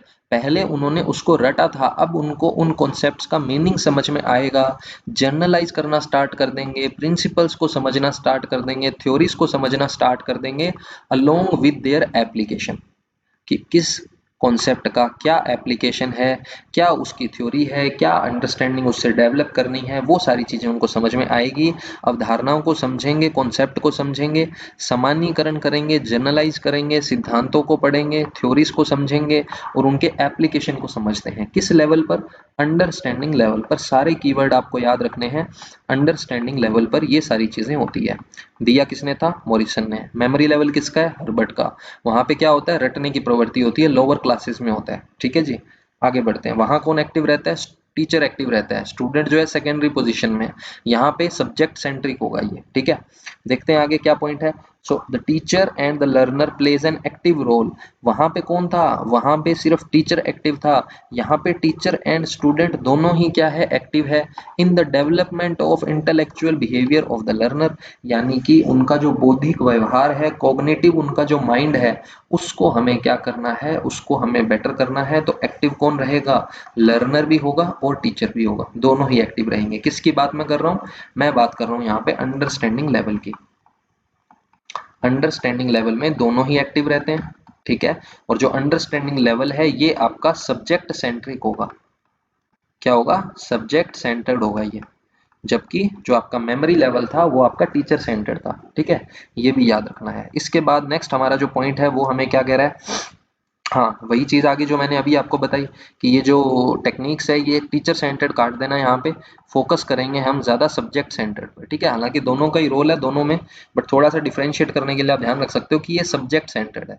ठीक है, आगे क्या कह रहा है? It is more comprehensive technique like essay, objective type questions used for evaluation of the understanding level. देखो, अब आपको ये लगेगा एसे और ऑब्जेक्टिव टाइप तो सर आपने तो उसमें भी लिखा था, तो ये तीनों में ही आएंगे, ये तीनों लेवल में ही आएंगे। लेकिन इसका जो हमारा एम है, हमारा जो ऑब्जेक्टिव है, वो डिफरेंट डिफरेंट होगा। जैसे कि आपको चेक करना है कि किसी स्टूडेंट की मेमोरी कैसी है, कितना वो रिकॉल कर पा रहा है, तो आप उसको क्या कहोगे? आप उससे कोई एप्लीकेशन बेस्ड थोड़ी क्वेश्चन पूछोगे। वहां पे क्या होता है? निबंध लेखन होता है, ऐसे राइटिंग होती है कि उसको बोल दिया कि हाँ भाई ऐसा लिखा, उसने जितना रटा है, उसको जितना याद है वो उतना लिख देगा। लेकिन अगर वहीं अंडरस्टैंडिंग लेवल की बात करूं तो वहां भी आप ऐसे राइटिंग करवा सकते हो, लेकिन वहां पे क्वेश्चन जो है उसका फॉर्मेट चेंज हो जाएगा। जैसे आप उसको ये कहोगे कि आपके एरिया में जो रेन है वो पिछले 1-2 सालों से काफी कम हो रही है, तो इसके क्या रीजन है आपके अकॉर्डिंग, आप वो बताइए। तो लिख तो उस फॉर्म में भी वो ऐसे रहेगा, लिखेगा फिर भी ऐसे, लेकिन यहाँ पे वो अपने माइंड का यूज करेगा, कॉन्सेप्ट समझेगा कि अच्छा रेन कम हो रही है, रेन कम होने के क्या क्या रीजन है, फिर हमारी जो लोकेलिटी है, हमारा जो एरिया है, वहां पे इनमें से कौन सा रीजन है जिसकी वजह से रेन कम हो रही है, क्या चीजें हम उसमें बेटर कर सकते हैं, उसको अच्छा करने के लिए कौन कौन सी टेक्निक्स यूज कर सकते हैं। तो यहाँ पे थोड़ा सा अंडरस्टैंडिंग पे हम ध्यान दे रहे हैं। स्टूडेंट जो है उसके प्रिंसिपल को समझेगा, थ्योरी का यूज करेगा, एप्लीकेशन बेस यहाँ पे वो ऐसे लिखेगा। और लास्ट अगर मैं बात करूँ रिफ्लेक्टिव लेवल की, तो वहां भी आप ऐसे राइटिंग करवा सकते हो, क्योंकि निबंध के अंदर क्या होगा कि हम उसको कोई ऐसी चीज बोल देंगे कि ठीक है, अगर आप भारत के प्रधानमंत्री होते, जैसे ये क्वेश्चन आपका आ जाएगा रिफ्लेक्टिव में, अगर आप भारत के प्रधानमंत्री होते तो आप क्या करते देश के लिए। अब ना तो ये उसमें जाएगा मेमोरी में, ना उसमें जाएगा सेकंड में लेवल में अंडरस्टैंडिंग में, ये जाएगा रिफ्लेक्टिव में। क्यों? क्योंकि यहाँ पे स्टूडेंट अपनी क्रिएटिविटी का यूज करेगा, क्रिटिकल थिंकिंग का यूज करेगा। ये प्रॉब्लम्स है, पीएम का ये काम होता है, मैं ये करूंगा, वो ये कर रहे हैं, तो पूरा वो एक एनालिसिस आपको प्रेजेंट करके देगा। तो यहाँ पे आप ऐसे राइटिंग को तीनों में लिख सकते हो, ऐसा कुछ नहीं है, बट डिपेंड करेगा कि आप इवेल्युएट क्या करना चाहते हो। जैसे कि यहाँ पे देखो मैंने क्या लिखा है, यहाँ पे लिखा तो यही है, ऐसे राइटिंग और ऑब्जेक्टिव टाइप क्वेश्चन पूछ सकते हो, but it is used for the evaluation of the understanding level. वहां पे आप यूज करोगे मेमोरी लेवल के लिए, लास्ट में यूज करोगे इसको चेक करने के लिए। तो मैं यहाँ पे क्या इवेल्युएट करना चाहता हूँ? अंडरस्टैंडिंग लेवल को इवेल्युएट करना चाहता हूँ, तो उसके लिए मैं इसका यूज करूंगा, है ना। तो इस तरीके से आपको ध्यान रखना है, ये आपका अंडरस्टैंडिंग लेवल होता है। फिर हमारा लास्ट लेवल आ जाता है रिफ्लेक्टिव लेवल। नेक्स्ट आपका है थर्ड और last level, highest level of teaching जो है, दैट इज रिफ्लेक्टिव लेवल। प्रतिबिंब स्तर यहाँ पे लिखा हुआ है, इसको आप जो है चिंतन स्तर लिख लेना। यहाँ पे क्या लिख लेना? चिंतन स्तर। क्या है इसमें आगे? The main proponent of the reflective level of the teaching is Hunt. कौन है इसके मुख्य प्रवर्तक? हंट हैं। तो तीन अभी तक आपको बताए हैं। एक है आपका memory level, sorry for the interruption, तो हम पढ़ रहे थे रिफ्लेक्टिव लेवल, जिसको हम बोल रहे हैं चिंतन स्तर टीचिंग एप्टीट्यूड में। तो हमारा मैंने बता दिया था। अच्छा, इसके कौन है? हंट साहब। आपको याद रखने हैं, तीन लेवल आपको बताए थे, मेमोरी लेवल, फिर आपका आ जाता है sir understanding level, and last and most important आपका आ जाता है चिंतन स्तर विच इज रिफ्लेक्टिव लेवल। और इन सब के अगर मैं बात करूं कौन कौन आपको याद रखने हैं, तो मेमोरी में आपका आ जाएगा हर्बर्ट। कौन आ जाएंगे? हर्बर्ट। अंडरस्टैंडिंग में आपका आ जाएगा मॉरिसन, और रिफ्लेक्टिव में आपका क्या आ जाएगा? हंट आ जाएगा। ठीक है, हिंदी इंग्लिश दोनों में आपको ऑलरेडी बता चुका हूं।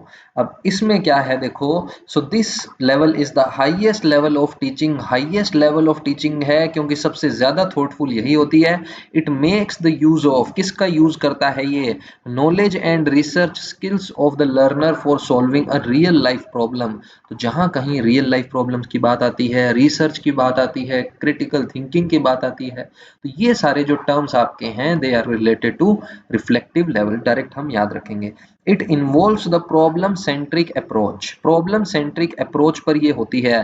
तो तीन आपको मैंने देखो ऑलरेडी बता चुका हूं कि ये जो मेमोरी लेवल है, यहाँ पे अगर मैं बात करूं आपकी, मेमोरी लेवल जो है ये आपका होता है टीचर सेंट्रिक। क्या होता है? Teacher centric. मॉरिसन वाला जो है ये आपका होता है सब्जेक्ट सेंट्रिक। और हंट का जो है रिफ्लेक्टिव लेवल ये है आपका प्रॉब्लम सॉल्विंग सेंट्रिक। ठीक है, प्रॉब्लम सेंट्रिक होता है कि प्रॉब्लम एक्चुअल में है क्या, उसका पूरा आप एनालिसिस करते हो एंड देन उसको सॉल्व करते हो। राइट।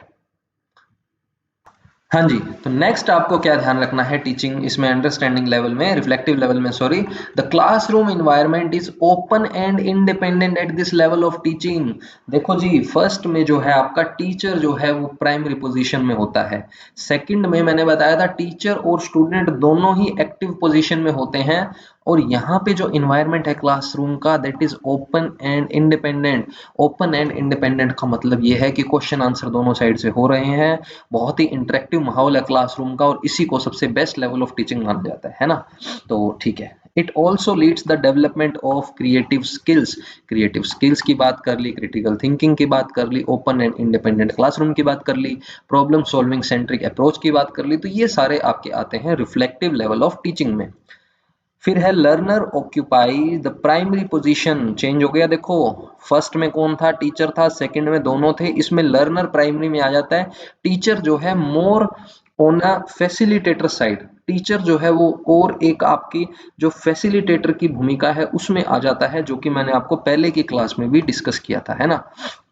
तो यहाँ पे जो लर्नर है वो ऑक्यूपाई कर लेता है प्राइमरी पोजीशन को, and participates actively in the learning, while the on the other hand teacher playing a democratic role to occupy the secondary position. Teacher जो है उसकी थोड़ी हेल्प करेगा। एक्टिव पोजीशन में यहाँ पे कौन रहेगा? स्टूडेंट रहेगा।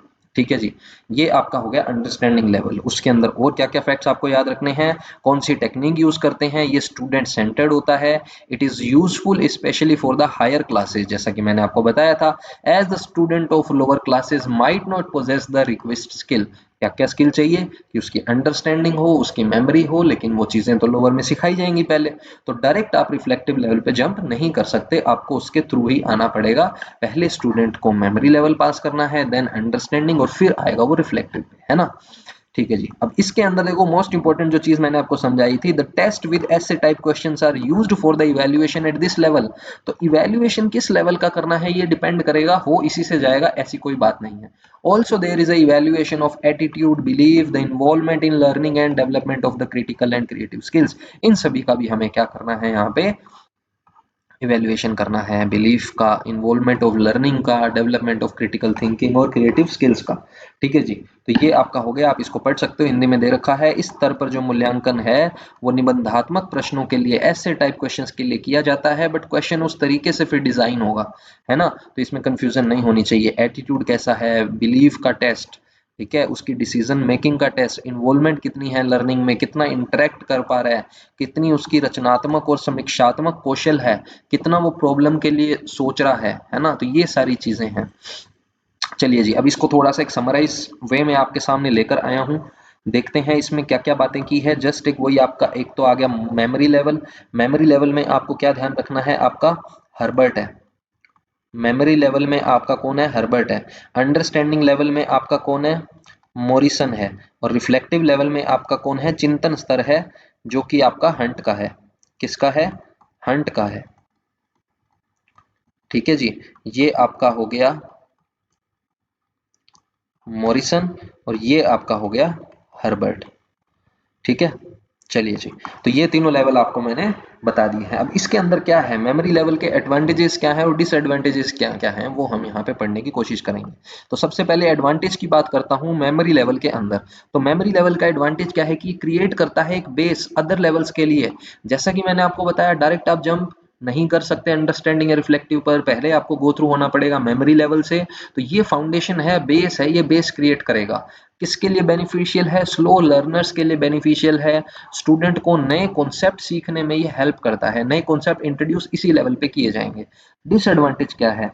लॉस और रिकॉल ऑफ इंफॉर्मेशन, जो कि हम सबकी प्रॉब्लम आती है कि इंफॉर्मेशन चलो मेमोरी लेवल में चली तो गई, लेकिन उसको जब तक बार बार आप रिकॉल नहीं करोगे, रिटेन नहीं करोगे, तो आप उसको याद नहीं रख पाएंगे। इट मीन्स लॉस हो जाता है इंफॉर्मेशन का, अगर आपने उसको बहुत लंबे समय तक टच नहीं किया है तो बार बार रिपीटेशन जो है इसमें होना चाहिए। उसके बाद dominance of the teacher, teacher का यहाँ पे डोमिनेंस होता है, क्योंकि मैंने आपको बताया था ये क्या होता है, टीचर सेंटर्ड होता है। टीचर यहाँ पे जो है वो प्राइमरी पोजीशन में रहता है, टीचर जो है यहाँ पे डोमिनेंट होता है ना। तो अगर टीचर डोमिनेंट रहेगा, टीचर लेक्चर मेथड का यूज करेगा, टीचर बोले जा रहा है, स्टूडेंट बस उसको सुन के नोट कर रहा है, लिख रहा है, या कॉन्सेप्ट उसको इंट्रोड्यूस किए जा रहे हैं, तो टीचर यहाँ डोमिनेंट पोजीशन में होगा, प्राइमरी पोजीशन में होगा। स्टूडेंट बहुत ज्यादा इंटरेक्ट नहीं कर पाएगा, इसीलिए लास्ट पॉइंट में यहाँ पे मेंशन किया गया है डिसएडवांटेज में कि ये लिमिटेड इंटरेक्शन रखता है क्लासरूम में, और अगर स्टूडेंट वहां पे पैसिव लर्नर की फॉर्म में रहेगा, एक्टिव नहीं रहेगा, तो बहुत ज्यादा उसके लिए अच्छा नहीं है। लेकिन मेमोरी लेवल पे ये करना पड़ता है लोअर क्लासेस में, है ना। तो ये चीज है। इसके बाद हम पढ़ेंगे जी अंडरस्टैंडिंग लेवल पर। अंडरस्टैंडिंग लेवल जो है उसमें हम क्या देखेंगे? Understanding level it promotes the good interaction between student and teacher. तो इसमें अच्छा इंटरेक्शन होता है, दोनों ही इसमें प्राइमरी पोजीशन में होते हैं, दोनों पर सेंटर्ड होता है, सब्जेक्ट सेंटर्ड होता है, जैसा कि मैंने बताया था।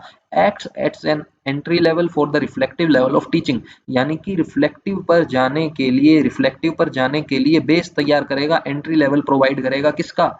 इसका अंडरस्टैंडिंग लेवल। तो अगर मैं मेमोरी लेवल का एक्सटेंशन करूं, इसका विस्तार करूं, तो मुझे मिलेगा अंडरस्टैंडिंग, और अंडरस्टैंडिंग लेवल का अगर मैं विस्तार करूं, एक्सटेंशन करूं, तो मुझे मिलेगा रिफ्लेक्टिव। या फिर बोल दिया जाता है कि रिफ्लेक्टिव के लिए जो बेस तैयार करेगा, जो फाउंडेशन बनाएगा, वो कौन बनाएगा? अंडरस्टैंडिंग लेवल बनाएगा। ठीक है जी, ये बात समझ में आ गई सबको?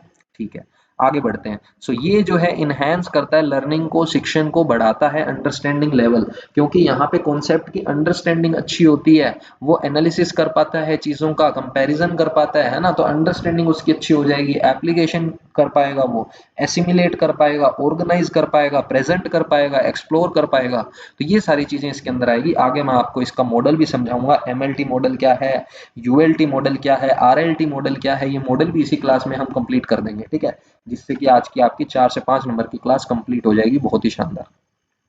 डिसएडवांटेजेस क्या क्या हैं इसके? This tends to be a teacher centred. तो यहाँ पे भी थोड़ा सा कहीं ना कहीं टीचर सेंटर्ड, या आप कह सकते हो सब्जेक्ट सेंटर्ड हो जाता है ना, क्योंकि स्टूडेंट यहाँ पे ओपन एंड इंडिपेंडेंट क्लासरूम में एक्टिव नहीं रहता, वो एक्टिव रहता है आपका इसमें। ठीक है जी। So it is less focus on individual learning, यानी कि जब आप कॉन्सेप्ट भी सिखा रहे हो तो इंडिविजुअल की लर्निंग पे आप ज्यादा फोकस नहीं कर पाओगे, तो ये इसका एक डिसएडवांटेज है। डिसएडवांटेज कुछ रिफ्लेक्टिव के भी होने चाहिए, ऑल्दो ये सबसे बेटर है, बट फिर भी क्या क्या है देखेंगे। सो लर्नर सेंटर्ड अप्रोच इसमें रहती है, बहुत अच्छी बात है, एडवांटेज में आएगा। फोस्टर एक्टिविटी होती है, क्रिएटिविटी होती है, बहुत अच्छी बात है। डेवलप्स प्रॉब्लम सॉल्विंग स्किल, देखो प्रॉब्लम सॉल्विंग स्किल्स हैं, क्रिएटिविटी है, लर्नर सेंटर्ड है। जो स्टूडेंट है आपका वो इसमें प्राइमरी पोजीशन में रहता है, मुख्य भूमिका में स्टूडेंट रहता है। ऑफर मैक्सिमम फ्लेक्सिबिलिटी, फ्लेक्सिबिलिटी होगी यानी लचीलापन जितना ज्यादा होगा उतनी ही ज्यादा अच्छी लर्निंग होती है, ये इसका एडवांटेज है। But on the other hand अगर बात करें डिसएडवांटेजेस की, तो क्या क्या हो जाएंगे? It is not suitable for the lower grades. जैसा कि मैंने बताया, लोअर ग्रेड्स में आप यूज क्या करोगे? Memory and understanding level use क्या नहीं कर पाओगे? Memory and understanding level use करना है। क्या यूज नहीं हो पाएगा? रिफ्लेक्टिव लेवल, क्योंकि उसके लिए बेस कौन तैयार करता है? मेमोरी, फिर मेमोरी का एक्सटेंशन अंडरस्टैंडिंग, अंडरस्टैंडिंग बेस तैयार करेगा रिफ्लेक्टिव के लिए। तो लोअर क्लासेस में ये सारी चीज पॉसिबल नहीं है, बहुत ही टाइम कंज्यूमिंग प्रोसेस है, क्योंकि ओपन एंडेड क्वेश्चंस आंसर होते हैं इसमें। माहौल जो है क्लास का ओपन एंडेड होता है, यानी कि इंडिपेंडेंट होता है, आप ये कह सकते हो। इंडिपेंडेंट, ओपन एंड इंडिपेंडेंट बोल रहा हूँ, सॉरी। तो ओपन एंड इंडिपेंडेंट माहौल होगा। क्रिएटिविटी को हम यहाँ बढ़ावा देना चाह रहे हैं, तो बच्चे को खुला, टाइम रेस्ट्रिक्शन कुछ नहीं किया, उसको सोच के कुछ करना है, क्रिएटिविटी पे ध्यान दे रहे हैं हम, प्रॉब्लम सॉल्व कर रहे हैं, तो टाइम का लिमिटेशन हम नहीं दे सकते वहां पे। है ना, ओपन और इंडिपेंडेंट छोड़ना पड़ेगा उनको, तो टाइम कंज्यूम करता है बहुत ज्यादा, सिलेबस कंप्लीट नहीं हो पाता इसमें। चलिए जी आगे, puts an excess burden on the teachers, obvious सी बात है, टीचर्स पर एक्स्ट्रा बर्डन आएगा क्योंकि इंडिविजुअल हर स्टूडेंट के लिए हमें काम करना है, हर स्टूडेंट को उस पर लेकर चलना है, ठीक है ना। तो ये तीनों लेवल आपके मैंने अच्छे से समझा दिए हैं, आई होप आपको क्लियर हो गया होगा। एक बार पूरा मैं रिवाइज कर देता हूँ जी। तो आई होप आपको ये जो लेवल ऑफ टीचिंग वाला टॉपिक जो था हमारा बहुत अच्छे से समझ में आ गया होगा। नेचर और कैरेक्टरिस्टिक हम ऑलरेडी कर चुके हैं, ऑब्जेक्टिव हमने आज की क्लास में किया है। आफ्टर दैट मैंने आपको पढ़ाया है लेवल्स ऑफ टीचिंग, ठीक है, जिसमें हमने तीनों लेवल जो हैं बहुत ही अच्छे से कंप्लीट कर लिए हैं। थोड़ा सा मैं इसको चलिए समराइज कर देता हूँ आपके लिए कि हमने इसमें क्या क्या पढ़ा है।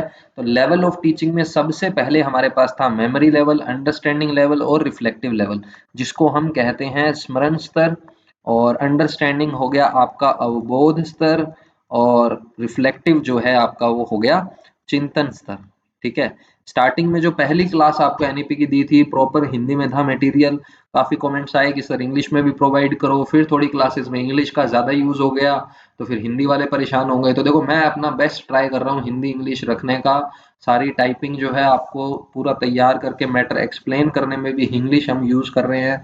तो आई होप आपको अब थोड़ा बेटर समझ में आ रहा होगा, है ना। तो मेमोरी लेवल की जब हम बात करते हैं तो इसमें हमने किसके बारे में पढ़ा है, हर्बर्ट के बारे में पढ़ा है। किसके बारे में पढ़ा है, हर्बर्ट के बारे में, कि मेमोरी लेवल से रिलेटेड कौन है आपके, हर्बर्ट हैं। अंडरस्टैंडिंग लेवल की अगर मैं बात करूं तो यहाँ पे आपके कौन आ जाते हैं, मॉरिसन आ जाते हैं। कौन आ जाते हैं सर, मॉरिसन। अगर किसी को लग रहा हो कि यहाँ पे सर ये तो कोई ब्लूम से रिलेटेड नहीं था क्या, तो ब्लूम टेक्सोनॉमी देखो मैं आपको अलग से पढ़ाऊंगा, उसकी एक सेपरेट क्लास दूंगा, क्योंकि ब्लूम टेक्सोनॉमी से भी 2-3 क्वेश्चन पक्का देखने को मिलेंगे, मोस्ट इंपॉर्टेंट है टॉपिक वो भी। जैसे लेवल ऑफ टीचिंग जो है ये आपका इंपॉर्टेंट है, वैसे ही वो इंपॉर्टेंट है। तो रिफ्लेक्टिव में आपको क्या ध्यान रखना है, हंट ध्यान रखना है। क्या ध्यान रखना है, हंट। तो ये तीनों नाम आपको याद हो गए होंगे, आई थिंक इसमें कोई दिक्कत नहीं होगी। हर्बर्ट आपके हो गए, मॉरिसन हो गए अंडरस्टैंडिंग के, हंट आपके हो गए रिफ्लेक्टिव यानी कि चिंतन स्तर के। इसके बाद और सर हमें क्या याद रखना है अभी बता देते हैं। इसके अंदर अगर आपसे पूछा जाए, देखो मॉडल ऑफ एमएलटी, एमएलटी क्या है, मेमोरी लेवल टीचिंग, क्या है, मेमोरी लेवल टीचिंग। और अगर इसकी बात करूं मैं अंडरस्टैंडिंग लेवल टीचिंग की, तो model of understanding level teaching. और लास्ट आपका हो जाएगा model of reflective level teaching. Reflective level teaching से पहले आपको क्या करवानी पड़ेगी, मेमोरी लेवल टीचिंग प्लस आपका अंडरस्टैंडिंग लेवल टीचिंग। ये दोनों जब हो जाएंगे तभी आपका क्या हो पाएगा, रिफ्लेक्टिव लेवल टीचिंग हो पाएगी। तो इसको तो अलग से कुछ पढ़ने की जरूरत नहीं है, ये ओपन एंड इंडिपेंडेंट होती है, मैं आपको इसके लिए कीवर्ड समझा दूंगा। बट अभी आपको जो चीज समझनी है उस पर फोकस करते हैं, ध्यान से समझना मेरी बात, जो जो पॉइंट्स मैं आपको बता रहा हूँ। अगर हम बात करें sir memory model of MLT यानी कि मेमोरी लेवल टीचिंग की, जिसको हम कहते हैं हर्बर्ट उपागम, क्या कहते हैं, हर्बर्ट मॉडल बोल देते हैं, हर्बर्टियन मॉडल या हर्बर्ट उपागम कह दिया जाता है इसको, मॉडल को हिंदी में उपागम बोल देते हैं। तो इसमें कौन से स्टेप्स हैं, स्टेप्स जो हैं यहाँ पे मोस्ट इंपॉर्टेंट है, सिंटेक्स बोल देते हैं, संरचना इसकी क्या है, स्ट्रक्चर क्या है। तो हमारा इसमें सबसे पहला जो स्टेप है, 5 स्टेप्स होते हैं इसमें, ध्यान रखना। कितने स्टेप्स हैं सर, 5 स्टेप्स हैं इसके अंदर। और इसमें भी आपके कितने होंगे, 5 स्टेप मेन हैं जो आपको याद रखने हैं, ठीक है। इसमें क्या है, पहला स्टेप आपका होता है प्रेपरेशन स्टेप। कोई भी टॉपिक हमें डिलीवर करना है उसकी सबसे पहले प्रिपरेशन होगी, फिर क्या होती है, प्रेजेंटेशन होती है, क्या होगी, प्रेजेंटेशन होगी, फिर क्या होगा, कंपैरिजन होगा। जब हमने टॉपिक्स कुछ पढ़ा दिए उनमें कंपैरिजन है, उनमें एसोसिएट कैसे करते हैं एक टॉपिक को दूसरे टॉपिक से, तो आप इसको लिख सकते हो एसोसिएशन होगी। 3 पॉइंट हो गए। फिर इसके बाद आप क्या करोगे, जनरलाइज कॉन्सेप्ट करोगे, तो जनरलाइजेशन इसके अंदर होता है।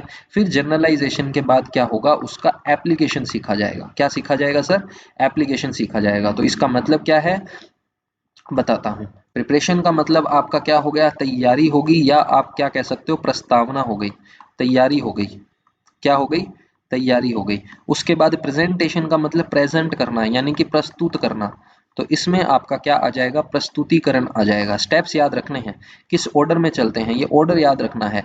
ये आपका फर्स्ट स्टेप, ये सेकंड, ये थर्ड, ये फोर्थ, ये fifth, first, second, third, fourth, और ये आपका लास्ट स्टेप है एप्लीकेशन वाला जो इंपॉर्टेंट है, एप्लीकेशन करना सीखता है। तो यहाँ पे वो क्या करेगा, संबंध बनाना सीखेगा, तुलना करना सीखेगा बच्चा। क्या करना सीखेगा? तुलना करना सीख जाएगा। फिर वो जनरलाइज करेगा चीजों को, सामान्यीकरण कर देगा, है ना। जैसे उसको भिन्न भिन्न पक्षियों के बारे में पता चला तो फिर वो उसको जनरलाइज करना स्टार्ट करेगा। तो ये सारे एग्जाम्पल आपने पढ़े होंगे, मिल जाएंगे आपको, ऐसी कोई बात नहीं है। मेन इस टाइप्स का क्वेश्चन आता है, ये पांचों टर्म आगे पीछे करके लिख दी जाएगी और इसको आपको सही ऑर्डर में लिखना होगा। तो इस ऑर्डर को आपको ध्यान रखना है। First preparation, then presentation, then comparison association, and fourth आएगा जनरलाइजेशन, फिफ्थ आपका आ जाएगा एप्लीकेशन। ठीक है जी। एप्लीकेशन का मतलब हो जाता है अनुप्रयोग। क्या मतलब हो गया सर? अनुप्रयोग। ठीक है जी।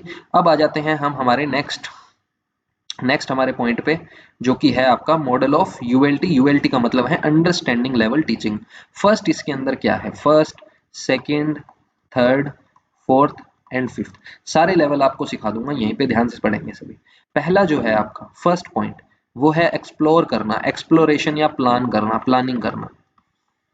एक्सप्लोरेशन या प्लानिंग। एंड देन क्या करोगे? प्रेजेंट करोगे, प्रेजेंटेशन। यहाँ पे प्रेजेंटेशन फर्स्ट था, सेकंड था, पहले प्रिपरेशन थी, यहाँ प्लानिंग या एक्सप्लोरेशन बोल दिया, फिर आपकी प्रेजेंटेशन होगी। फिर क्या करोगे? आप उस चीज को एसिमिलेट करोगे। एसिमिलेशन, एसिमिलेशन करना यानी कि आत्मीकरण करना। फिर आपका आ जाएगा उसको ऑर्गेनाइज करना सीखेंगे, ऑर्गेनाइजेशन हो जाएगी आपकी। ऑर्गेनाइजेशन का मतलब ऑर्गेनाइज करना सीखेगा। फिर आपका आ जाएगा रिसाइट करना बार बार, तो रिसाइटेशन आ जाएगा आपका। तो इसको आप हिंदी में भी लिख सकते हैं, एक्सप्लोर करना, प्लान करना यानी तैयारी करना, खोजना, प्रेजेंट करना यानी कि प्रस्तुतिकरण। ठीक है जी। अन्वेषण बोल देते हैं एक्सप्लोर करने को, अन्वेषण बोल देते हैं। एसिमिलेट करना, आत्मीकरण करना, है ना। जब आपने कॉन्सेप्ट को सीख लिया, आत्मीकरण कर लिया, उसका एसिमिलेट कर लिया, पूरे टॉपिक को, कॉन्सेप्ट को, है ना, उसको ग्रास्प कर लिया आपने, तो एसिमिलेट कर लिया। ऑर्गेनाइज करना, ऑर्गेनाइजेशन में क्या हो गया? व्यवस्था करना, है ना, व्यवस्था करना, संगठन बनाना, ये सारी चीजें हो गई। और रिसाइट करने का मतलब क्या है? वर्णन करना उसका, आप उसको रिसाइट कर सकते हो, वर्णन कर सकते हो। ठीक है जी। तो ये इसके स्टेप्स हैं जो आपको याद रखने हैं। इंपॉर्टेंट है जी, इंपॉर्टेंट है, छोड़ना नहीं है। रिपीट करता हूं, अगर हम बात करें मेमोरी लेवल मॉडल की, जो कि किसका है? आपका हर्बर्ट का है। प्रिपरेशन होगी, प्रेजेंटेशन होगी, कंपैरिजन होगा, जनरलाइजेशन होगा, एप्लीकेशन होगी। एंड देन अगर मैं बात करूं दूसरी तरफ आपकी, किसकी? अगर हम बात करें मॉडल ऑफ यूएलटी यानी कि अंडरस्टैंडिंग लेवल टीचिंग की, तो एक्सप्लोरेशन, प्लानिंग होगी, प्रेजेंटेशन होगी, एसिमिलेट करेंगे, ऑर्गेनाइज करेंगे, रिसाइट करेंगे यानी कि वर्णन करेंगे उसका। दोनों मैंने आपको बता दिए बाइलिंगुअल। अगर हम बात करें इसमें थर्ड की, थर्ड हमारा कौन सा है सर? थर्ड है आरएलटी यानी कि रिफ्लेक्टिव लेवल टीचिंग, चिंतन स्तर इसमें है। तो इसमें आपको मेन दो ही स्टेप ध्यान रखने हैं, दो ही टाइप होगी इसमें। एक आपकी होगी कि प्रॉब्लम रेज होगी, सबसे पहले क्या हो गई? प्रॉब्लम रेज हो गई, एंड देन आपकी क्या हो गई? प्रॉब्लम सोल्व हो गई। तो प्रॉब्लम सोल्विंग पे ध्यान दिया जाएगा। तो प्रॉब्लम कोई भी रेज हुई, फिर आपने प्रॉब्लम रेज की और प्रॉब्लम सोल्व की, इन बिटवीन जो जो चीजें हुई वो मैं आपको बता रहा हूँ। इन बिटवीन क्या हुआ? इसमें ओपन एंडेड एक्सपेरिमेंट होते हैं, सारे कीवर्ड्स याद रखना। ओपन एंडेड एक्सपेरिमेंट्स होते हैं, ओपन एंडेड एक्सपेरिमेंट होते हैं, इसमें एनालिसिस होता है। क्या होगा? एनालिसिस होगा, है ना। एनालिसिस का मतलब क्या हो गया? एनालाइज करना किसी चीज को, है ना, समझ जाओगे इतना तो। ह्यूरिस्टिक अप्रोच रखते हैं यानी कि खोजने की प्रवृत्ति रखी जाती है, डिस्कवर करते हैं चीजों को, है ना, नए नए मेथड्स डिस्कवर करते हैं, थिंकिंग यूज करते हैं, क्रिएटिविटी यूज करते हैं, क्रिएटिविटी का यूज किया जाता है, साइंटिफिक अप्रोच का यूज किया जाएगा। किसका यूज किया जाएगा? साइंटिफिक अप्रोच का यूज किया जाएगा, क्रिटिकल थिंकिंग का यूज किया जाएगा। ये सारे कीवर्ड्स देके सीधा सीधा पूछा जा सकता है कौन से मॉडल से रिलेटेड है ना। तो क्रिटिकल थिंकिंग हो गई, प्रॉब्लम सॉल्विंग एटीट्यूड जो होता है वो कौन से में होता है? आपके आरएलटी में होता है। प्रॉब्लम सॉल्विंग जो एटीट्यूड है ये आपका किस में होगा? इसमें होगा, है ना। तो ये सारे वर्ड्स याद रखने हैं। ओपन एंडेड एक्सपेरिमेंट्स होते हैं, एनालिसिस होगा, ह्यूरिस्टिक होगा, डिस्कवर होगा, क्रिएटिव होगा, साइंटिफिक होगा, क्रिटिकल होगा, प्रॉब्लम सॉल्विंग एटीट्यूड इसके अंदर होता है, अनस्ट्रक्चर्ड होता है ये, है ना, ये भी ध्यान रखना। ये क्या होता है? अनस्ट्रक्चर्ड होता है। अनस्ट्रक्चर्ड मैं किस लिए कह रहा हूँ, अनस्ट्रक्चर्ड इसलिए कह रहा हूँ क्योंकि इसमें कोई भी आप बाउंड नहीं कर सकते किसी चीज को, है ना, टाइम के उसमें किसी भी चीज में सिलेबस में बाउंड नहीं कर सकते। अनस्ट्रक्चर्ड रखने का पर्पज ये है कि वो अपनी थिंकिंग को ब्रॉड रख सके, एब्स्ट्रैक्ट रख सके, है ना। तो एब्स्ट्रैक्ट वर्ड भी यूज कर सकते हो आप, एब्स्ट्रैक्ट होता है ये, एब्स्ट्रैक्ट का मतलब हो गया अमूर्त। एक मिनट, तो एब्स्ट्रैक्ट होता है ये, एब्स्ट्रैक्ट का मतलब अमूर्त, है ना। तो ये सारे वर्ड्स आई थिंक आपको समझ में आ गए होंगे, कोई दिक्कत नहीं है। अगर मैं बात करूं सर इनके भी कीवर्ड्स बता दो, इनमें कौन कौन से कीवर्ड्स आ सकते हैं, तो वो भी नोट कर लेना। चलिए जी, यहाँ थोड़ा स्पेस बना लिया, इसमें कौन कौन से कीवर्ड्स आपके आ सकते हैं उसकी भी बात कर लेते हैं। तो कीवर्ड्स की अगर मैं बात करूं इसमें, तो यहाँ पे क्या होता है, मास्टरी ओवर कॉन्सेप्ट, मैंने आपको बताया था, मास्टरी ओवर कॉन्सेप्ट, कॉन्सेप्ट पे मास्टरी कर लेता है बच्चा। आइडिया सेंट्रिक होता है, क्या होता है, आइडिया सेंट्रिक होता है।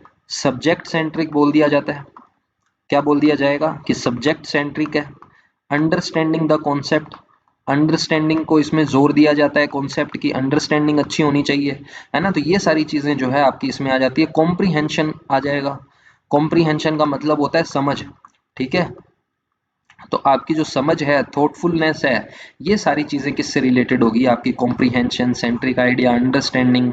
तो आइडिया सेंट्रिक होगा, ये सब्जेक्ट सेंट्रिक होगा, मास्टरी कर लेंगे अपने कॉन्सेप्ट पर, तो ये आपका आ जाएगा अंडरस्टैंडिंग लेवल टीचिंग पर, ठीक है जी। नेक्स्ट हमारा जो है उस पे चलते हैं। यहाँ पे हमें क्या पूछा है, यहाँ पे हमें पूछा है मेमोरी लेवल टीचिंग। तो इसमें कौन कौन से हैं, इसमें तो देखो फैक्चुअल नॉलेज जो है उस पर ध्यान दिया जाएगा कि जो फैक्चुअल नॉलेज है वो है कि नहीं है, फैक्चुअल नॉलेज हो गई। फिक्स्ड मेमोरी या फिक्स्ड मटेरियल होता है, बहुत ज़्यादा इसको ओपन या इंडिपेंडेंट हम नहीं कह सकते, टीचर पर डिपेंडेंट होगा स्टूडेंट, रिटेन करेगा, रिकॉल करेगा, रिवाइज करेगा, और रिकॉल, रिटेन, रिवाइज, रिप्रोड्यूस करेगा, है ना। तो ये सारे जो फैक्ट्स हैं आपके वो किस में आ जाएंगे सर, फैक्चुअल हो गया, नॉलेज बेस हो गया, फिक्स्ड मटेरियल हो गया, रिटेन करना, रिकॉल करना, रिवाइज करना, रिप्रोड्यूस करना, तो ये सारे आपके रिलेटेड होंगे किससे, मेमोरी लेवल से, ठीक है। और अगर मैं बात करूं आपकी थॉटफुलनेस की बात करें, तो ये जो है वो क्या होता है, लीस्ट थॉटफुल है, ये जो है लीस्ट थॉटफुल है, ये आपका थॉटफुल है। सोचने की शक्ति इसमें ज़्यादा होती है, इसमें ज़्यादा सोचने विचारने पर जोर दिया जाता है क्योंकि अंडरस्टैंड कर रहे हैं, इसमें समझने का कोई इतना ज़्यादा रोल नहीं है। तो इसमें थॉटफुलनेस थोड़ी सी कम देखी जाती है कि ज़्यादा आपको थॉट्स पे ध्यान नहीं देना कि आपके मन में वाई हाउ ये सब आ रहा है तो उसको आप स्किप करो, सब बस एक बार पढ़ लो, रट लो, रिवाइज कर लो, रोट मेमोरिंग जो है, रूट लर्निंग जो है वो इसमें आती है, ये थॉटफुल होता है। और ये सबसे ज़्यादा थॉटफुल है क्योंकि यहाँ पे क्रिटिकल थिंकिंग है, क्रिएटिविटी स्किल को हम बढ़ा रहे हैं। तो ये आपका जो है मोस्ट थॉटफुल में आएगा, किस में आएगा सर, मोस्ट थॉटफुल में, ठीक है। अब देखो इससे बाहर तो क्या ही जाएगा, इससे बाहर अगर कुछ जाएगा तो वो फिर सबका ही जाएगा ठीक है ना, इससे बाहर अगर कुछ जाएगा तो फिर वो सबका ही जाएगा, इससे ज्यादा इस टॉपिक में कुछ बचा नहीं है, पूरा पोस्टमार्टम मैंने कर दिया। आप कोई भी वीडियो बुक उठा के देखना, सारी चीजें आपको इस वीडियो के अंदर मिलेंगी, है ना। तो ये सारी चीजें हमने पढ़ ली, memory level, understanding level, reflective level, ये हमारा यहाँ पे कंप्लीट होता है, ठीक है। वैसे तो क्या इसका थोड़ा सा फॉर्म एक और दे रखा है, अगर आप कहीं देखोगे तो आपको ये ना लगे बताया नहीं, जो मैंने ये मेमोरी लेवल और अंडरस्टैंडिंग लेवल बताया है, इसके जो स्टेप्स दे रखे हैं वो 5 स्टेप जो दे रखे हैं वो मैं आपको बता देता हूँ, बता ही देता हूँ। चलो थोड़ा सा टाइम तो आज की क्लास काफी हो गई बट कोई बात नहीं, 1 2 3 4 5 ये 5 स्टेप्स किस किस के मैं बता रहा हूँ आपको, मेमोरी एंड अंडरस्टैंडिंग वाले के, ठीक है। मेमोरी एंड अंडरस्टैंडिंग लेवल जो है थोड़ा सा मैं इसको हाईलाइट कर देता हूँ यहाँ पे आप लोगों के लिए। मेमोरी और अंडरस्टैंडिंग की अगर मैं बात करूँ तो इसमें कौन कौन से आपके आते हैं, तो सबसे पहले तो आ जाता है फोकस। फर्स्ट स्टेप है आपका फोकस, क्या है आपका उद्देश्य क्या है। सेकंड आ जाता है सिंटेक्स, जिसमें स्ट्रक्चर आती है, संरचना आती है। थर्ड आपका आ जाता है सोशल सिस्टम, एंड देन आ जाता है आपका सपोर्ट सिस्टम, सहयोग कौन करेगा, ठीक है। एंड लास्ट आपका हो जाता है इवेल्युएशन। तो इसके अंदर ये वाला जो आपका स्टेप है ना, सिंटेक्स, उसको मैंने खोल के आपको 5 स्टेप आगे और बता दिए हैं। ये बेसिकली आपके सिंटेक्स में आएगा जो जो मैंने लिखा है, यहाँ भी मैंने जो जो आपको बताया है ये सब सिंटेक्स में आएगा, संरचना में आएगा, स्ट्रक्चर इसकी क्या क्या है, कौन से स्टेप्स फॉलो किए जाते हैं। तो जनरली तो क्वेश्चन यहीं से बनता है, क्योंकि ये स्टेप तो देखो फिक्स है। सबसे पहले आपको अपना एम पता होना चाहिए, फिर उसमें वहां तक पहुंचने के क्या स्टेप्स हैं, फिर वो सोशली कैसे आप उसको सपोर्ट करेंगे, फिर आपका सपोर्ट आ गया, फिर आपका इवेल्युएशन आ गया, लास्ट में जाके ये चीज होती है। तो ये इसमें कोई मुझे लगता नहीं इसमें खास ऐसा कुछ बनने वाला, इसीलिए मैंने इसको ज्यादा जोर नहीं दिया। मेन जो ऊपर आपको बताया है उसको आपको ढंग से करना है, ठीक है। अब जैसे मुझे लगता है कि आप लोगों को ये चीज समझ में आ गई होगी कैसे ये अंडरस्टैंडिंग लेवल पर काम कर रहा है, कैसे मेमोरी लेवल पे काम कर रहा है। जैसे कि एग्जांपल है थ्री इडियट का, अगर मैं एग्जांपल लूं तो यहाँ पे इन भाई साहब का एक वो स्पीच वाला आपको ध्यान होगा, ऑडिटोरियम में खड़े होकर इन्होंने जो स्पीच दिया था, तो इन्होंने जो किया है लेवल का यूज, वो मेमोरी लेवल का किया है एक तरीके से, कि चीजों को बस रट लिया। हालांकि यहाँ पे इसको लोअर क्लास हायर क्लास से रिलेट मत करना, जस्ट एक एग्जांपल के लिए बता रहा हूँ, है ना, थोड़ा सा आप रिलेट कर पाए। तो रूट लर्निंग पे इन्होंने जोर दिया, चीजों को समझने पे ध्यान नहीं दिया। और ये जो दोनों हैं इन्होंने रूट लर्निंग की बजाय थोड़ा बहुत समझने पे ध्यान दिया, थोड़ा बहुत समझने पे ध्यान दिया। और ये जो बीच में आमिर खान साहब हैं जिन्होंने रोल किया था जिसमें अलग अलग चीजें बना रहे थे, तो इनकी क्रिटिकल थिंकिंग थी वहां पे। तो ये हाईएस्ट लेवल पर थे, रिफ्लेक्टिव लेवल पर थे, ठीक है। यहाँ पे हालांकि एज अ लर्नर मैं बता रहा हूँ, ऊपर हमने एज अ टीचर पढ़ा है कि लेवल ऑफ टीचिंग क्या है। तो यहाँ पे लर्नर के हिसाब से बता रहा हूँ इन्होंने किस चीज पे फोकस किया, इन्होंने कहाँ फोकस किया और इन्होंने कहाँ फोकस किया, है ना। तो थोड़ा सा आप ऐसे भी रिलेट करके पढ़ सकते हो। उसके बाद थोड़ा सा एक आपको माइंड मैप सिखा देता हूँ मैं, इसको फटाफट एक बार गो थ्रू हो जाते हैं, इससे ज्यादा कुछ इसमें है नहीं। कि लेवल ऑफ टीचिंग जो है, लेवल ऑफ टीचिंग के अंदर क्या क्या हाइलाइट्स हैं। सबसे पहला पॉइंट है आपका ओरिजिन ऑफ कॉन्सेप्ट, सबसे पहला पॉइंट है आपका ओरिजिन ऑफ कॉन्सेप्ट। फिर आपके की प्रोपोनेंट्स कौन से हैं, फर्दर डेवलपमेंट क्या है। नंबरिंग पर ध्यान मत देना, थोड़ा सा ये ऊपर नीचे हो गया। एसोसिएटेड जो इसमें हैं, कौन कौन से इसमें थ्योरीज हैं, एसोसिएटेड थ्योरीज कौन कौन सी हैं, थ्योरीज है यहाँ पे, एसोसिएटेड थ्योरीज कौन कौन सी हैं जिनसे क्वेश्चन आते हैं। तो इससे भी आपको पता चलेगा, एक आइडिया लगेगा। कुछ लोग कह रहे थे कि सर हमें पेडागोजी भी कंप्लीट करनी पड़ेगी क्या, कंप्लीट नहीं करनी पड़ेगी, थोड़ा बहुत करना है। और उससे रिलेटेड मैंने क्वेश्चन टेस्ट सीरीज में डाले हैं, जो जो चीज आपको पढ़नी है यहाँ भी कवर करवाऊंगा, कोई ऐसी बात नहीं है। कॉग्निटिव हायरार्की क्या है, रोल ऑफ ए टीचर क्या है, लर्नर का क्या रोल है, एंड देन एप्लीकेशन, ठीक है। समझने की कोशिश करते हैं क्या यहाँ पे बताने की बात हमें की गई है, क्या कोशिश की जा रही है। तो सबसे पहले कॉन्सेप्ट क्या है, इसका ओरिजिन है 20th सेंचुरी के अंदर एजुकेशन साइकोलॉजी जो है उसके अंदर हम इसकी बात करेंगे, किसकी, लेवल ऑफ टीचिंग की बात करेंगे। अब इसके की प्रोपोनेंट कौन है, मुख्य प्रवर्तक कौन है, तो मेन देखो आपको ब्लूम याद रखना है, कौन याद रखना है, ब्लूम याद रखना है। उसके बाद इसमें फर्दर डेवलपमेंट की अगर मैं बात करूं, की प्रोपोनेंट्स में और क्या क्या चीज है, three recognised levels of teaching, जो कि मैंने आपको यहाँ पे पढ़ाए हैं, कौन कौन से याद रखने हैं, मेमोरी लेवल आपका, अंडरस्टैंडिंग लेवल और रिफ्लेक्टिव लेवल, ठीक है। अब इसके अंदर भी मैंने आपको बता दिया, जो मेमोरी लेवल है इसमें रिकॉल करते हैं, रूट लर्निंग करते हैं, थोड़ा सा यहाँ टाइपिंग में हो गया, देख लेना इसको, रूट लर्निंग है यहाँ पे, ठीक है जी। उसके बाद अंडरस्टैंडिंग लेवल की अगर मैं बात करूं तो ये आपकी कॉन्सेप्ट क्लैरिटी के लिए है। फिर ये problem solving attitude, critical thinking जो है वो आपका आ जाता है रिफ्लेक्टिव में। और इनके नाम तीनों के मैंने आपको बता दिए। मेमोरी के अंदर आपका आ जाता है हर्बर्ट, कौन आ जाता है, हर्बर्ट। अंडरस्टैंडिंग के अंदर आपका आ जाएगा मॉरिसन, मॉरिसन। और क्रिटिकल थिंकिंग यानी कि रिफ्लेक्टिव लेवल के अंदर आपका आ जाएगा हंट। मॉरिसन का आपको कल की परसों की क्लास में मैंने एक स्टेटमेंट भी याद करवाएगा, किसी को याद होगा तो प्लीज कमेंट में बताइएगा। नेचर एंड कैरेक्टरिस्टिक वाली क्लास में मॉरिसन का मैंने आपको एक स्टेटमेंट बताया था कि मोर मैच्योर से लेस मैच्योर की तरफ जो होती है वो टीचिंग का प्रोसेस होता है, उस इंटरेक्शन को टीचिंग बोला जाता है। व्हाट इज टीचिंग, उस पर मैंने आपको 5-6 डेफिनेशंस बताई थी, उसके अंदर मॉरिसन का मैंने जिक्र किया था। तो यहाँ पे मॉरिसन की हमने काफी बात कर ली है ना, तो इसको भी आप समझ सकते हो। आफ्टर दैट ये आपका हो गया हंट, मॉरिसन एंड हर्बर्ट। उसके बाद एसोसिएटेड थ्योरीज कौन कौन सी हैं जो आपको याद रखनी है, कौन कौन सी थोड़ी सी पेडागोजी में चीजें पढ़नी है। ब्लूम टेक्सोनमी नेक्स्ट क्लास के अंदर या नेक्स्ट से नेक्स्ट क्लास के अंदर मैं इंक्लूड कर दूंगा, बहुत ही तगड़े तरीके से पोस्टमार्टम करूंगा पूरी टेक्सोनमी का, अच्छे से याद करवा दूंगा। 1956 की जो है आपकी, उसमें आपका कोग्निटिव वाला भी आएगा, फिर आपका फिजिकल वाला भी आएगा, साइकोमोटर, सब चीजें मैं बता दूंगा, कोई ऐसी बात नहीं है।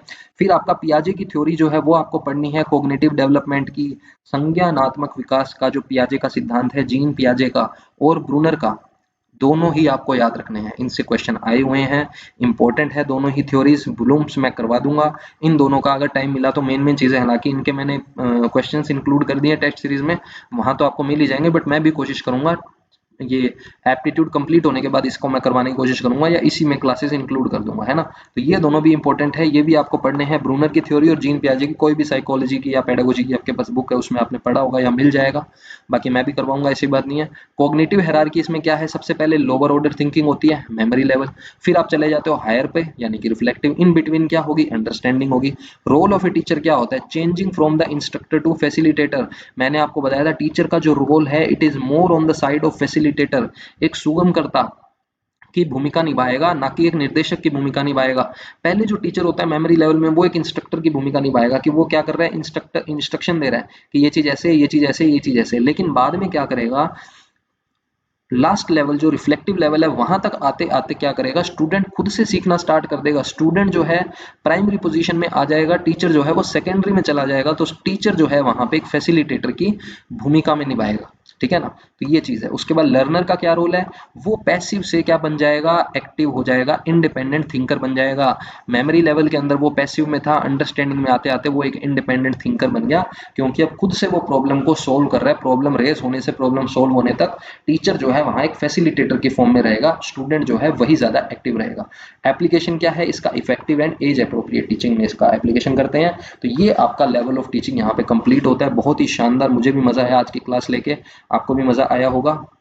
नेक्स्ट हमारे पास, जी नहीं, नेक्स्ट आपके टॉपिक जो है, हाँ, टीचर्स रिक्वायरमेंट। तो ये आपके ऑब्जेक्टिव ऑफ उसमें आ जाएगा, रिक्वायरमेंट्स जो है आपकी। हमारे टॉपिक में मैंने आपको बताया था 3 चीजें, देखो मैंने यहाँ पे आपको बताई थी, है ना। तो हमारा जो यहाँ पे कंप्लीट हो गया nature and characteristic, objective, level of teaching. Last आपका बचता है बेसिक रिक्वायरमेंट। उसके बाद मैं आपकी नेक्स्ट यूनिट जो है वो स्टार्ट कर दूंगा, ये यूनिट हमारी कंप्लीट हो जाएगी।